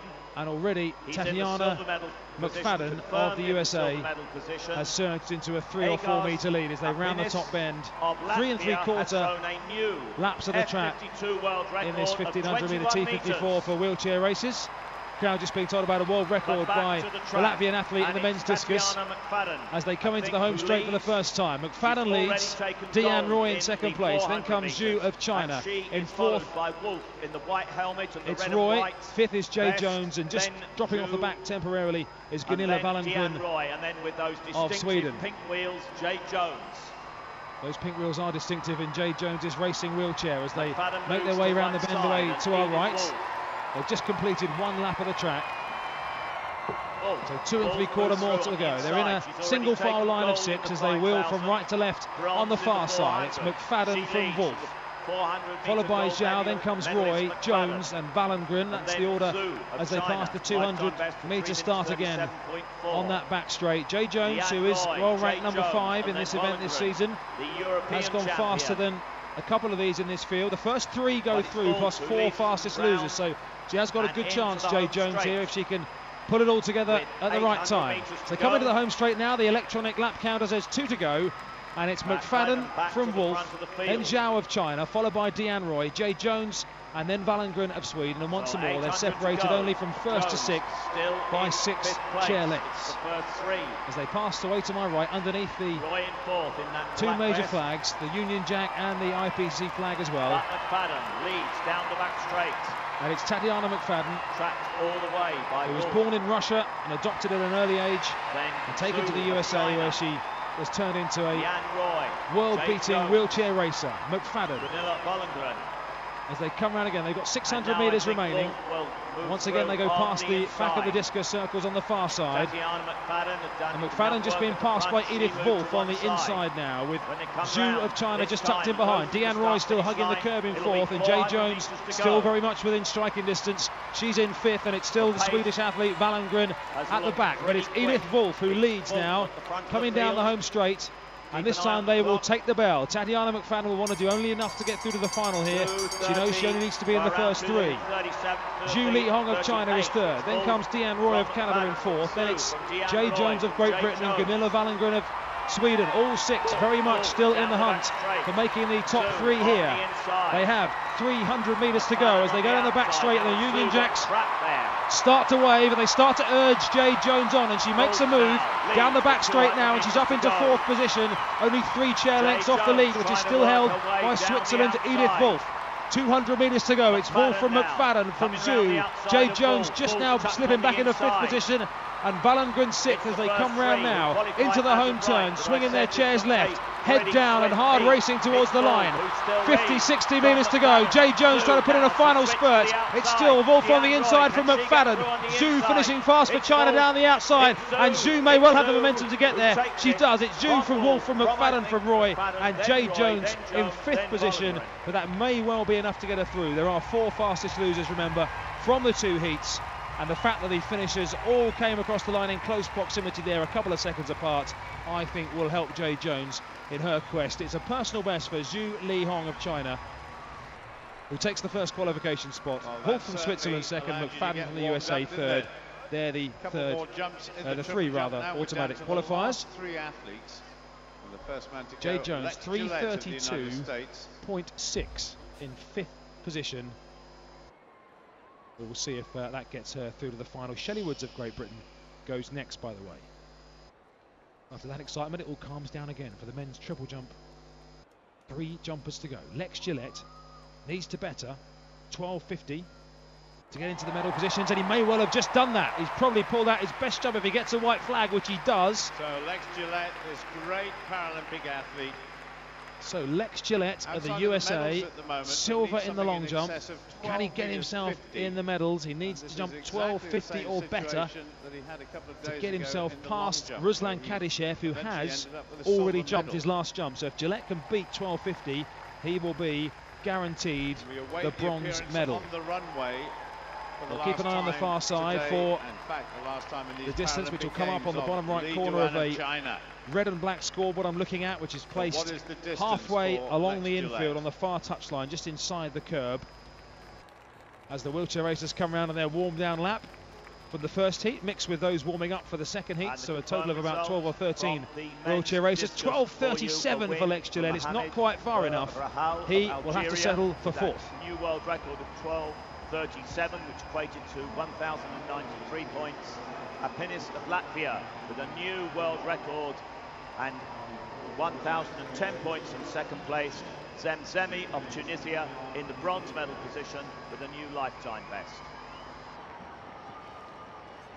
This is confirmation of the men's discus, F51, 52 and 53. The gold has gone to Mohamed Berahal of Algeria with a world record for his classification. Epinis of Latvia took the silver, and Zemzemi of Tunisia took the bronze in the men's discus, F51, 52 and 53.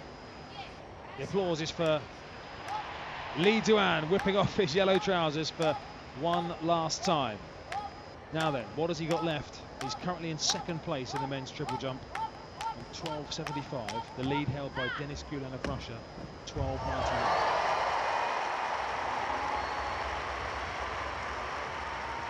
Stadium falls into hush. Lee Duan needs to improve on his season's best that he's already set in this competition. He's up to the board now, and he's gone out towards 13 metres. It's probably, he just tumbles out the left side of the pit actually, but he's landed in the pit. I think he's okay. He may just have hit his head on the bottom of now then, Dennis Goulin's the broom that's being held to the side of the pit by an official, but he's back to his feet and he seems okay.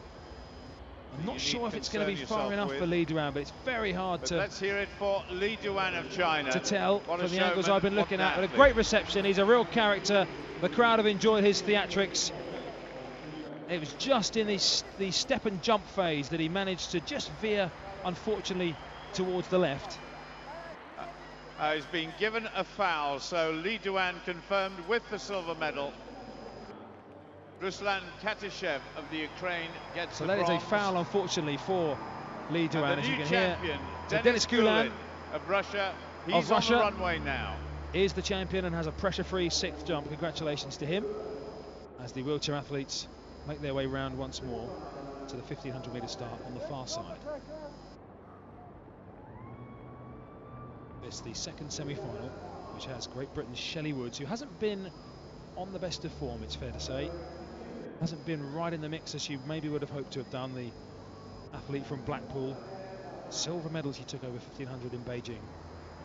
Not quite hitting the form she would like at home Paralympics. Wheelchair athletes come to a stop on the far side as they wait for this final jump from Dennis Goulin. Final time today that the crowd will go silent. To say, all of you listening to this audio description service and everybody else have been absolutely brilliant in respecting these men's triple jumpers. It's not easy to get 80,000 people there or thereabouts to all fall silent together. It's easy to get them to make noise. Doing the opposite is sometimes a challenge when everyone wants to enjoy themselves. Everyone appreciating the technique and the need for these visually impaired triple jumpers to have absolute silence, to be able to hear the acoustic signals given to them by their guides. Still Dennis Goulin being lined up by his Russian guide over on the triple jump runway on the far side, so a slight delay to the start of the second heat of the women's 1500 metres. Size just disappeared behind the roof behind me. The applause, by the way, is because Lee Duan of China, who just took a little bump to his head as he fell into the pit for his final jump, has just been passed as okay, and he's wandering back with his guide back to the competitors area. Slight delay for Dennis Goulin getting himself into position.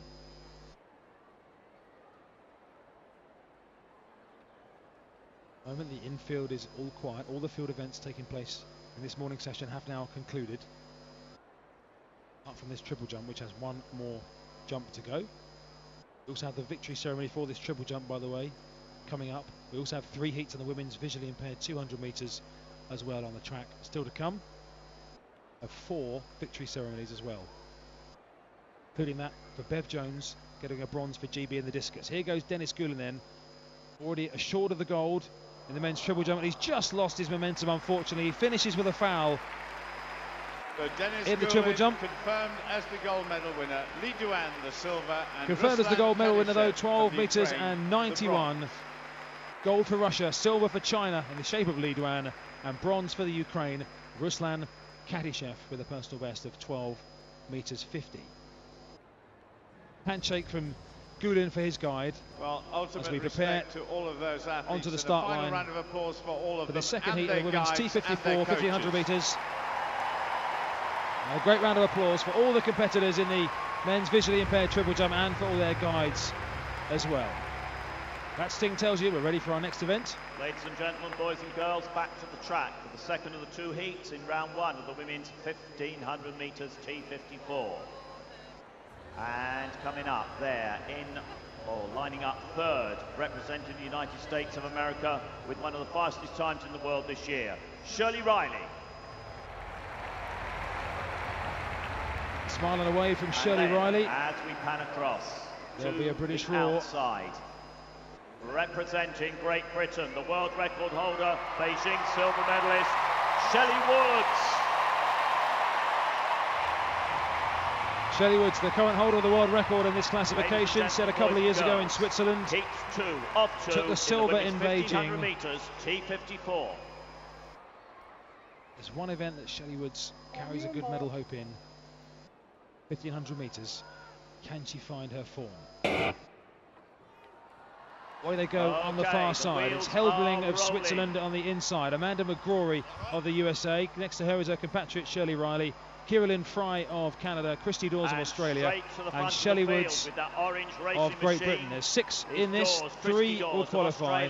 Don't forget Jade Jones of Great Britain hanging on, hoping to be a fastest loser as well. As the athletes once more have 3 3/4 laps of the track to go. Amanda McGrory of the USA who leads in these early stages from her compatriot Shirley Riley, just tucked in behind. Then comes the Swiss athlete Alexandra Helbling. Just behind her is Christy Dawes.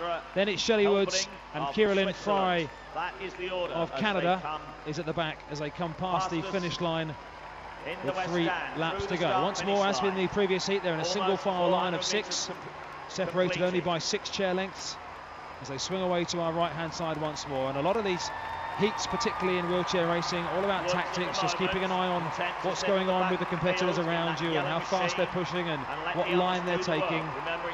The key is not to get boxed in, of course. As per the Olympics, distance races, you don't want to get boxed in. A little bit harder to get your chair out. If you do get boxed in on the inside, you need to get yourself in a good racing position, and Shelley Woods has done that at the moment for Great Britain. She's in 5th, but she's still well in touch. This time they'll come round with 2 laps to go. The order remains unchanged. Riley at the front, then comes McGrory of the USA, followed by Dawes. In fact, McGrory just dropping back a little bit. It's Helbling of Switzerland in 2nd place. As Shelley Woods just making a bit of progress, closing the gap. She's in 4th now as they come past us and cross the finish line with 2 laps remaining, but all 6 chairs now, probably covered by only 4 chair lengths. Dawes of Australia on the inside. Shirley Riley in a sleeveless racing top, and Shelley Woods now is come right up alongside Christy Dawes on the inside. And Christy Dawes just has a little look across to Shelley Woods and realises that she's making a bit of a move down the far side as they go through 800 metres. And Shelley Woods of Great Britain, halfway along the back straight, has now moved to the front. She's racing in the 2nd lane out from the inside. Right up her inside comes the Canadian athlete, Kieralyn Fry, who actually now heads affairs once more. They're swinging around. McGrory from the USA right at the head of affairs as well. This time they come into the home straight, and the lap counter will say 1 lap to go. McGrory of the USA has the lead. Shelley Woods in 2nd place at the moment. Fry on the inside. Then comes Helbling of Switzerland, followed by Shirley Riley and Christy Dawes of the USA, of Australia rather, in the yellow at the back of the field now. They head out with just over 300 metres to go, and Shelley Woods of Great Britain is currently in 3rd place. 3 qualify. It's Fry now. The break made on by Kieralyn Fry along the back straight. McGrory still has the lead though. Fry of Canada. Shirley Riley in the blue helmet of the USA coming up round the outside, and now she takes the lead. Shirley Riley leads Shelley Woods. 200 metres to go now. Christy Dawes of Australia trying to get back into it as well.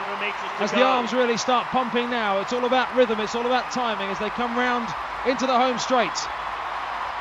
Shelley Woods right up on the tail of Shirley Riley of the USA. Shelley Woods storming down the outside.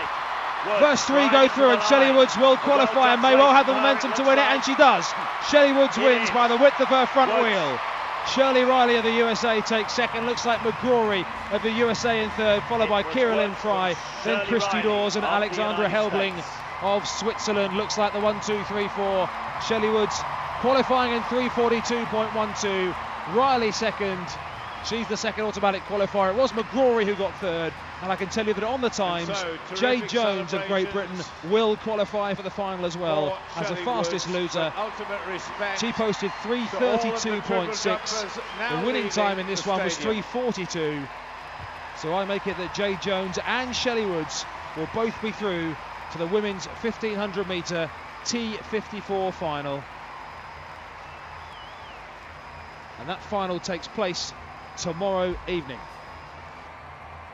Confirmation on the scoreboard: Zhu, Wolf, McFadden, Roy, Jones, Vallengren, Woods and Riley are the 8 qualifiers for that final tomorrow night. Displayed on the scoreboard, and Jade Jones is there as well. She goes through to the final because of that first heat It was much faster than the second heat. The applause ringing out away to my left as Shelley Woods well, leads so round the lap of honour. In that 1500 McGrory and Kieralyn Fry complete the 10 qualifiers as the scoreboard scrolls through to its second page. Somewhere is the 1 millionth person to have come to watch the track and field athletics programme. Shelley Woods taking the applause as she does a gentle warm down lap. The athlete from Blackpool. So thank you so much, but stay with us. We've still got some. And she will be off to prepare for tomorrow night's final. So still plenty of action inside the Olympic Stadium. We're at 2 minutes to 1 now. We still have 3 heats to come shortly in the women's 200 metres T12, which is for visually impaired athletes. And we have 4 medal ceremonies by my reckoning still to come. The men's shot put for dwarf athletes, the men's visually impaired triple jump we've just been hearing about over the last couple of hours or so, the women's discus throw, in which Beverly Jones of Great Britain will get a bronze medal, and the women's 800 metres T54 as well, in which Tatiana McFadden, who has just raced a moment ago, she won the gold. Next, the victory ceremony for the men's F40 shot put. This is the shot put for dwarf athletes. The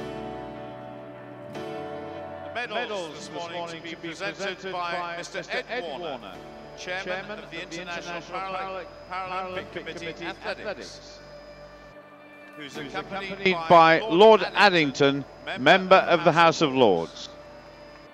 Ed Warner, also the Chief Executive of UK Athletics. Ladies and gentlemen, the bronze medalist representing Greece, Paskalis Stathopoulos. A scream and a few whistles are emitted from just to my right, where some of the Greek fans I think must be housed. Paskalis Stathopoulos of Greece is the bronze medalist in the men's shot put F40.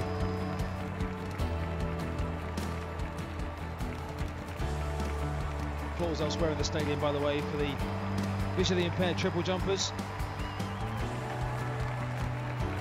who are being led away.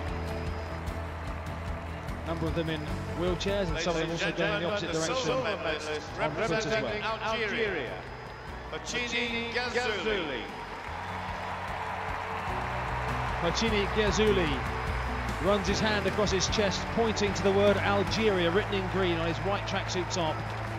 And he is presented with a silver medal by Ed Warner.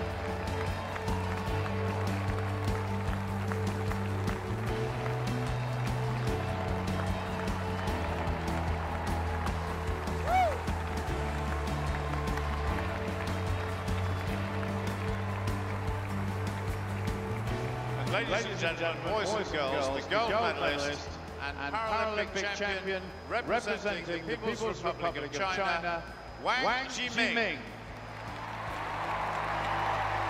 Another gold for China. Wang Jiming.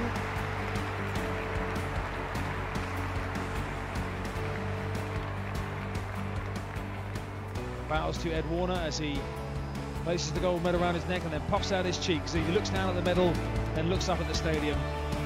He's handed his collection of flowers. And Wang Jiming is the Paralympic champion. He set a new world record in the process as well in winning the men's shot put F40. I've lost count of the number of times we've heard the Chinese anthem this morning. I'm this is at least the fourth, possibly the fifth. Please stand. What a brilliant morning they've had. For the national anthem of the People's Republic of China.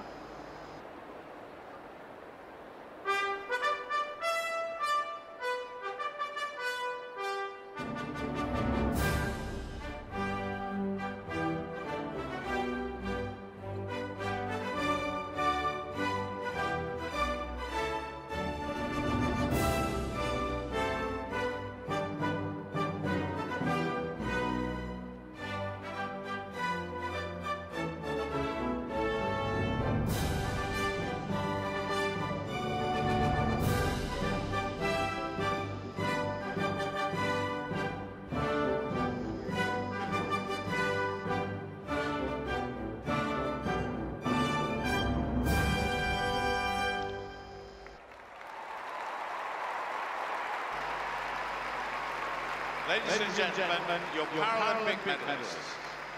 Wang Jiman, the champion for China, has quite a few spectators now following that victory show and decide it's their moment to leave and head off and get some lunch elsewhere in the Olympic Park. If you are leaving our audio description service anytime in the near future, then a big thank you from me, Chris Temple, for your company over the last couple of hours or so. If you are coming back over to any of the Paralympic athletics, audio description provided here by myself and my colleagues for every single session of Paralympic athletics inside the Olympic Stadium. They appreciated the cooperation of the crowd, and I'm sure we'll get similar feedback from all the triple jumpers.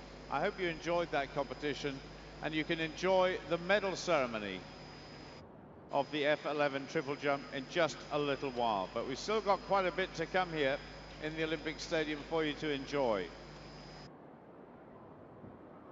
And what are all these young people not doing at school today?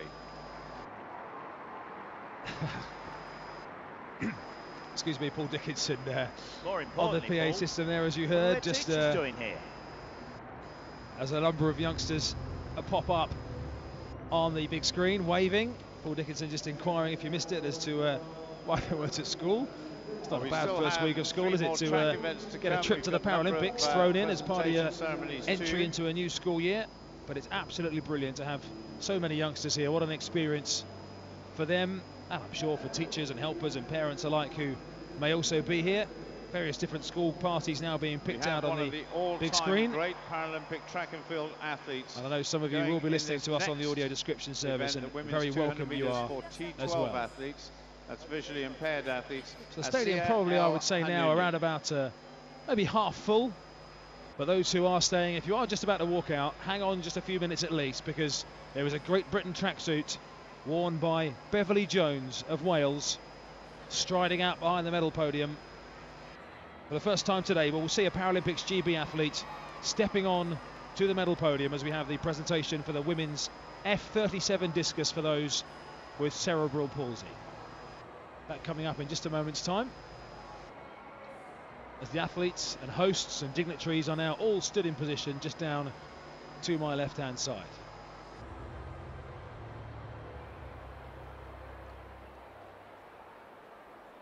Ladies and gentlemen, we now have the victory ceremony for the women's F37 discus.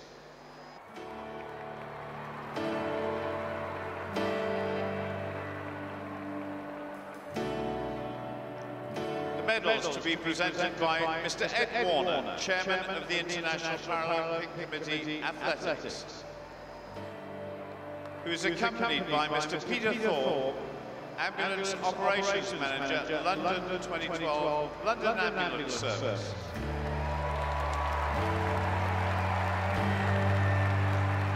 Ladies and gentlemen, the bronze medalist representing Great Britain, Beverly Jones. Well, Beverly Jones had a full lap of honour earlier on those who stayed inside the Olympic Stadium, and there are many of you, as you can hear. The Union Jacks are flying for Beverly Jones, the bronze medalist in the women's F37 discus. She holds her bronze medal aloft, gives it a kiss, and now receives her posy of flowers. Beverly Jones with dyed coloured hair, looks sort of reddishy, darky red colour from my position here. And she waves and savours every moment of her big day in the Olympic Stadium. Ladies and gentlemen, the silver medalist representing the People's Republic of China, Xu Qiping. Xu Qiping of China. He's the silver medalist. The Chinese proving too strong for Bev Jones, unfortunately, with China taking both gold and silver.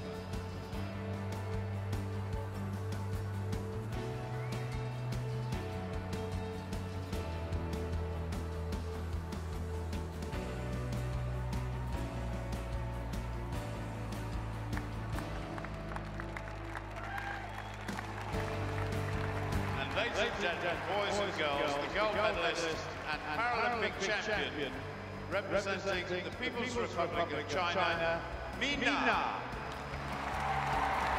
A world record for Mina in the shot yesterday, taking gold, and a world record today in the discus as well. 2 world records, 2 Paralympic golds for China's Mina.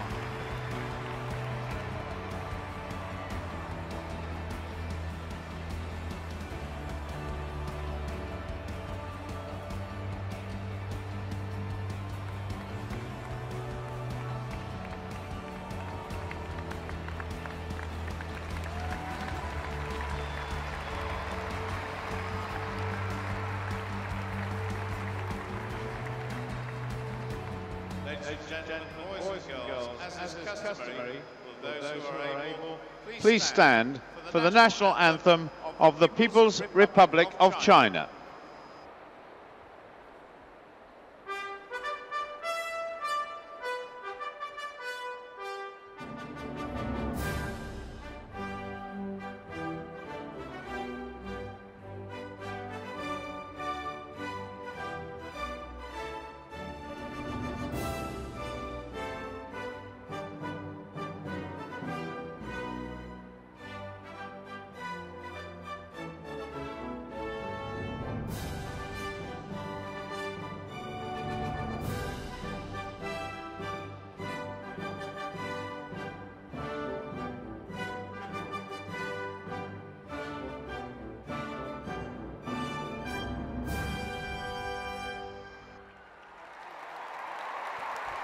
Ladies and gentlemen, your Paralympic medalists. Well, the Chinese anthem playing a great moment for Bev Jones. Congratulations to her, bronze medalist, as she steps onto the top podium and shakes the hand of the Chinese gold and silver medalists as well. So, we still have, I'll make it 6 things to come in this morning session. 3 heats of the women's 200 metres T12 visually impaired classification. They're coming up next. We have the victory ceremony for the men's triple jump, which we've been witnessing today, and we have the victory ceremony for the men's, or rather correction, the women's 800 metre T54, which took place last night here in the Olympic Stadium. And the athletes now just gathering themselves on the far side for this women's 200 metre first heat. And we do have British interest in these heats as well, and certainly a medal interest as well, because Libby Clegg goes in the 3rd of these heats, the 100 metre world champion, the 100 metre silver medalist here, and she will go in the 3rd of the 3 heats as she tries to make it gold in the 200. The next event on the track, the first of 3 semi-finals for the women's T12 200 metres.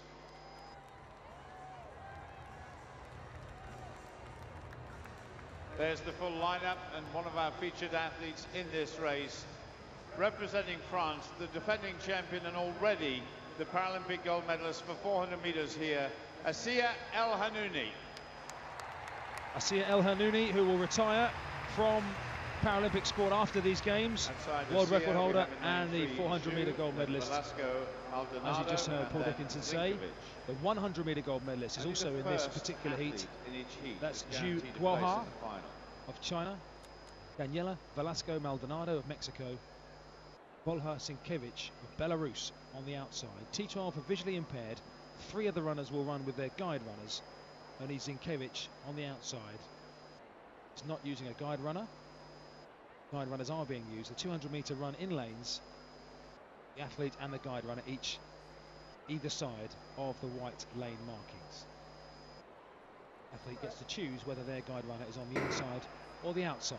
Away they go to a good start first time, and a very strong start by Zhu of China in lane number 3. He was already leading, coming round into the home straight now. El Hanouni's got a bit of work to do here. Only the first one is automatically guaranteed to be through. Zhu now tying up a little bit as El Hanouni comes down the home straight. The two are very, very close together as they come up towards the line. It's going to be El Hanouni, I think, just gets it on the line. El Hanouni very close. Zhu in second place. 24.81 seconds. It's a new world record. I make that. We've just seen a new world record. Wow, what a way to head towards the climax of the session. Asiya El Hanouni has just broken her own world record set in Beijing 4 years ago.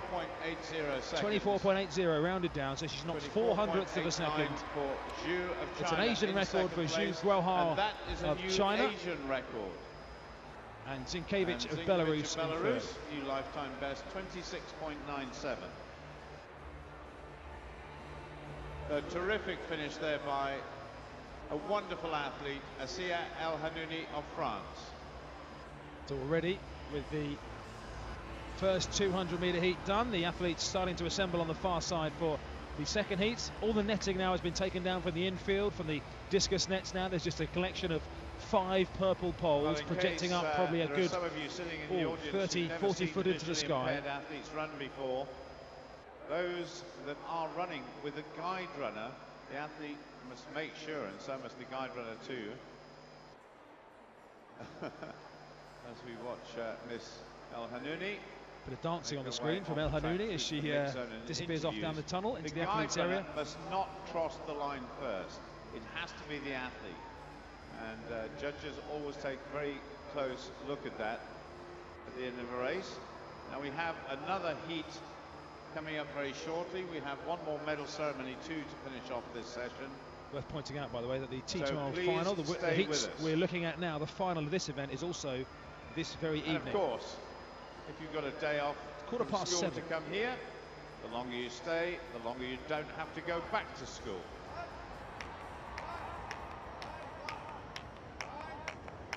Few cheers from some of the youngsters around the stadium. Very disappointed you're not going back to school. The words "make some noise" appear in giant orange lettering on the scoreboards at both ends of the stadium, and the groups of youngsters in the crowd respond accordingly, some of whom are dressed in their school uniform. It's a bit of a hot day to be sat out in your school uniform. Some a bit luckier than others have been allowed to come in their own clothes. A large collection of young gentlemen, probably around the age 12 to 15, somewhere around about that, all clad in their smart white school shirts and dark school ties. Just down to my left-hand side, and quite rightly squeezing every minute's entertainment they can out of their trip to the Olympic Stadium. The stadium's not going anywhere, of course. Some of the Olympic Park is being reused. I know, for example, the velodrome is being taken apart and transported elsewhere in the country. The Olympic Stadium capacity, I believe, is set to be reduced, but its future use yet to be decided, of course. Probably the most likely option is to be turned into a football stadium to be used by one of the local clubs, but that's been a political battle that's been going on for quite a while. But some of the Olympic Park will also be staying in its current form for use by the University of East London, amongst other things. So it's not as if the whole Olympic Park will be packed up and taken away. Everyone talks about the legacy of both the Olympics and these Paralympic Games as well. A template for the future, certainly these Paralympic Games. And the facilities that will be a part of that legacy, not just here, of course, in the Olympic Park, but elsewhere across London and a bit further still, maybe down, for example, at Weymouth and Portland, where the sailing has been taking place across both events. Eton Dorney, where the rowing and canoeing events have been taking place, and other venues as well. The legacy will remain. We have a cute baby on the big screen at the moment, very sensibly dressed with a white frilly sun hat on, being held under her arms by her father. I presume it's her father. It could be any random man who's just picked the baby up, but hopefully it's her father. He has a fedora hat on and sunglasses as well. And now, as we wait for our next track action, as the athletes assemble over on the far side for this second heat of the women's 200 metres, Libby Clegg of Great Britain probably fittingly goes in our very final track heat of this first session here on Thursday in the Paralympics, day number 8 of athletic competition. A little look ahead to tonight, by the way, while we're waiting for some further action. As I mentioned earlier on, if you haven't got tickets for this evening, and some of you hopefully will have, but very difficult to get hold of tickets, do make sure you're by a radio or near a television, because David Weir goes for his third gold in the men's 800 metres. The men's 100-metre T44 final, Johnny Peacock of Great Britain. We have a number of British finalists and a number of strong medal hopes this evening for Paralympics GB. So the introductions now for the women's 200-metre T12. Please welcome from the Ukraine, Oksana Botachuk. Oksana Bodachuk, the 100-meter bronze medalist here, and silver in Beijing, representing the Ukraine. Medalist in the 400 meters earlier on in the Paralympic Games. Alongside her in lane 3 is Hanka Kolnikova of Slovakia. She'll run with a guide runner. Lane 5 is the Brazilian Alice de Oliveira Correa, also running with a guide, and on the outside representing Mozambique, Maria Muchavo. 4 runners, the central 2 of whom have guides. Once again, it's the first only who automatically qualifies, and there's only one fastest loser spot. With guide runners, there are only 4 spaces in the final. It's 200 metres for visually impaired T12. Away they go again, and once again a pretty even break on the far side, but de Oliveira Correa of Brazil has now made progress through the first 100 metres and will lead coming into the home straight. So it's de Oliveira Correa of Brazil, but on the inside Oksana Bodachuk now really starting to turn it on in this second 100 metres. Bodachuk it is of Ukraine who will win this. She will be the one automatic qualifier. De Oliveira of Brazil will come second. The third place goes to Kolnikova of Slovakia, and Muchavo of Mozambique brings up the rear. 25.21 for Bodachuk, which knocks almost a second off her personal best. 25.20 actually, it's been rounded down to, so a whole second knocked off her personal best by Bodachuk. Loser so far will advance through to the final. Has come from the first semi-final at the moment. There we have the full result.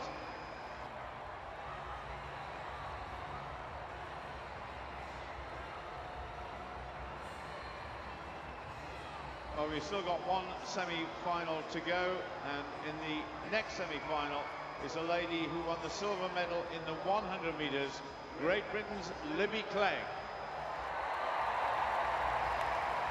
We're coming up to a medal ceremony here in just a moment, and of course the last medal ceremony of the morning will be for the men's F11 triple jump. We have another victory ceremony coming up in just a moment. That'll be for the T54 women's 800 metres. Had to be delayed slightly because Tatiana McFadden, who will get the gold medal, has just competed on the track in the 1500 a few minutes ago, so she had to go and get herself organised and freshened up and ready to receive a gold medal. Again, the cheers from groups of youngsters appearing on the big screen, enjoying their moment. Libby Clegg, by the way, will either have to win her heats coming up, only one qualifies, remember, or beat 24.89 seconds. Time make it was just outside the previous world record, which El Hanouni broke in the first heat, because there's only one fastest loser spot. So she'll either have to win the heat, Libby Clegg, and she isn't the fastest on paper. Zhu Jiaqing of China, who will go in that, is the fastest. But before we get to that final heat, we have the victory ceremony. Ladies and gentlemen, boys and girls, we now have the victory ceremony for the women's T54 800 metres.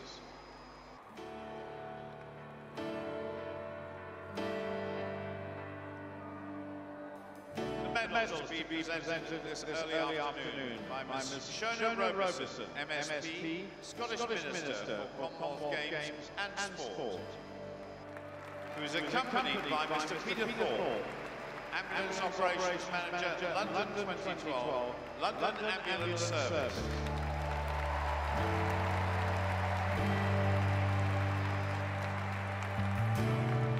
Ladies and gentlemen, the bronze medalist representing the People's Republic of China, Zhu Lihong.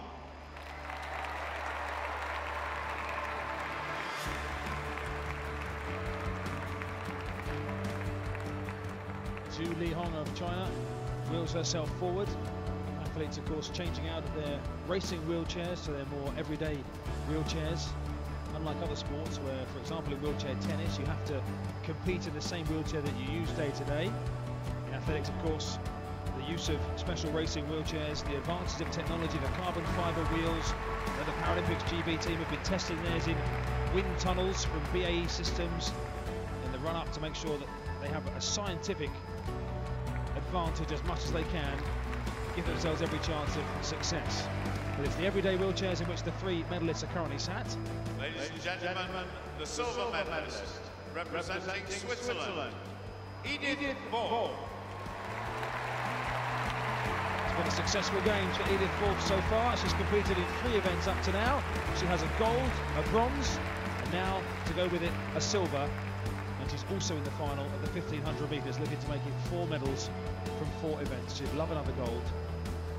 Longer events are her speciality. She got the gold in the 5,000 metres.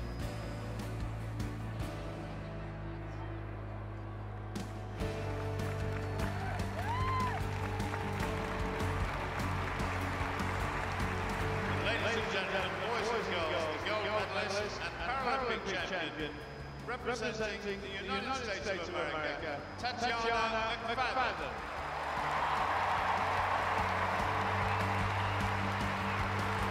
As Tatiana McFadden once again, for the second time, takes a gold. She's already got the gold in the 400. Now she takes the gold in the 800 as well. I mentioned earlier on, it's quite an amazing story, her background. Born in St. Petersburg with spina bifida, ended up at an orphanage without a wheelchair. She was left to walk using her hands for the next 6 years. In 1994, at the age of 5, she was adopted by Debbie McFadden, who was working as a USA Health Minister. She moved to the USA and took up Paralympic sport, and the rest, as they say, is history. Here she is on top of the Paralympic podium for the second time.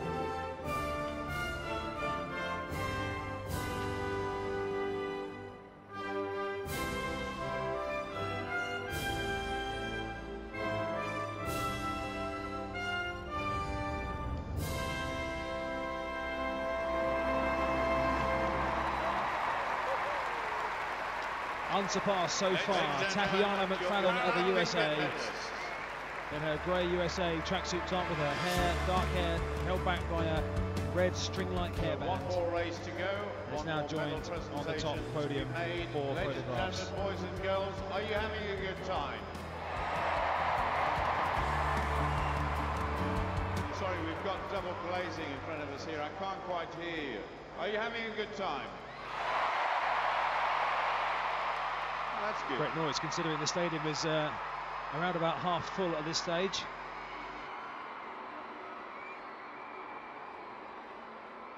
Some more youngsters appear on the big screen waving their Union Jacks. They've been waiting for their big moment patiently as the cameraman stands there poised, waiting for the director to choose them as the next visual to go on the big screen.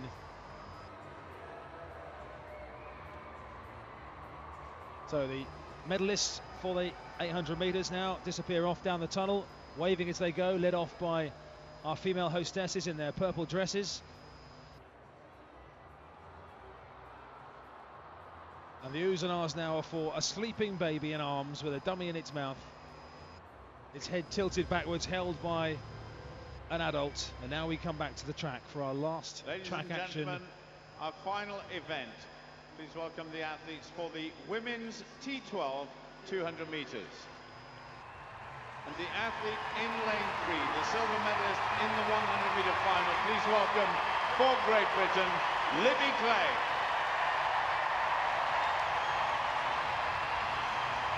A roar for Libby Clegg from the crowd and a double high five from her guide, Mikhail Huggins. Mikhail Huggins. A silver medal in the 100 metres. She's the world champion at both 100 and 200 is Libby Clegg. And only the winner, remember, goes through to the final. She'll have to beat 24.89 seconds. If she doesn't win, that'll be the one spot for a fastest loser. Wangi of Kenya on the inside without a guide runner. Libby Clegg in lane 3 with Mikhail Huggins as her guide. Elisabetta Stefanini of Italy in 5. and Xu Daqing of China, also with a guide runner on the outside. Final track heat of this morning session here at the Olympic Stadium in the sunshine. Faulty start over there, an unsatisfactory start, so the competitors will be reset. Problem with the start. There's a bit of time to tell you that Libby Clegg was born in Stockport. She now lives in Loughborough and trains at the National Performance Centre at the Loughborough University, of course. Gold medalist in both the 100 and the 200 at this year's European Championships in Holland, and the 100-metre gold medalist, as I said, of bronze in the 200 in the World Championships. This is her second Paralympics. She also competed in Beijing in China, where she took the silver over 100 metres, as well as the silver over 100 metres here. Libby Clegg, Elisabetta Stefanini, and Xu Daqing. So again, the athletes just walking back to their blocks. Has been a disqualification actually as a result of that faulty start. The Kenyan athlete on the inside, Mwangi, has been disqualified. Now we are left with 3 competitors, all of whom have guide runners. Lane 1 is vacant, 3 is Clegg, 5 Stefanini of Italy, and 7 is Xu Daqing of China. The winner certain to go through.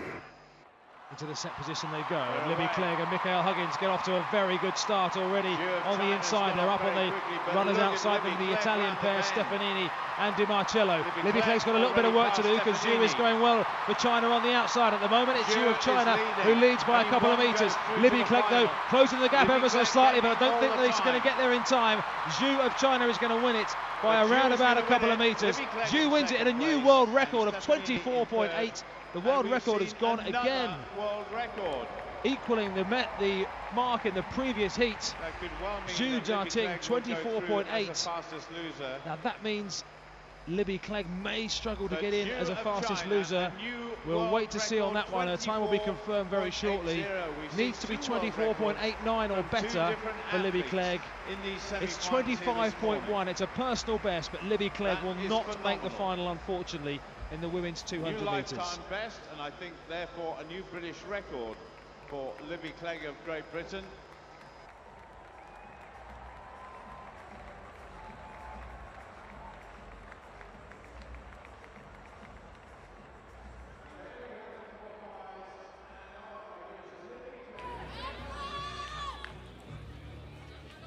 And now on PSTV Channel 1, we have the first semi-final in the five-a-side football here at the Riverbank Arena on a beautiful sunny day here in London's Olympic Park.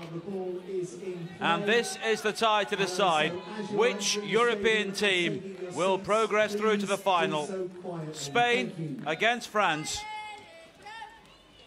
And there is the French coach, Toussaint Acquet, who has seen his side keep 3 clean sheets in the competition so far and only score 1 goal, and that came in their last game, a win against Turkey to put them through to this semi-final. Facing them, the Spanish, who themselves have only conceded 1 goal in their 3 games, 2 draws and a victory 2-0 against Iran, pushing them through to within 1 match of a medal here at London 2012.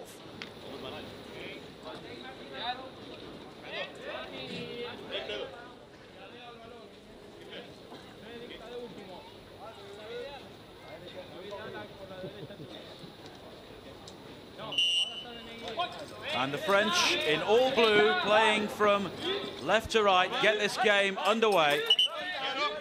Five-a-side football in the Paralympics for blind and partially sighted players, although all players wear a mask during the game to ensure there is parity. And there is the first foul conceded within the opening 30 seconds. Just a clip of the heels there from Baron on Acosta.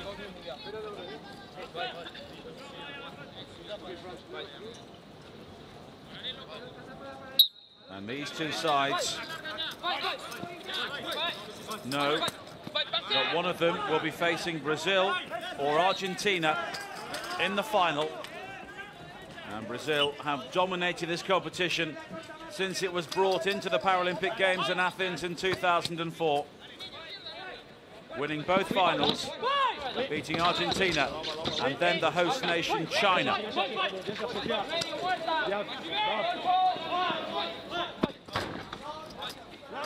And the crowd has to stay silent during open play so the players can hear the ball. There are ball bearings stitched into the panelling of the ball. And that rattling sound you may be able to hear is what the players are using to tell them where the ball is.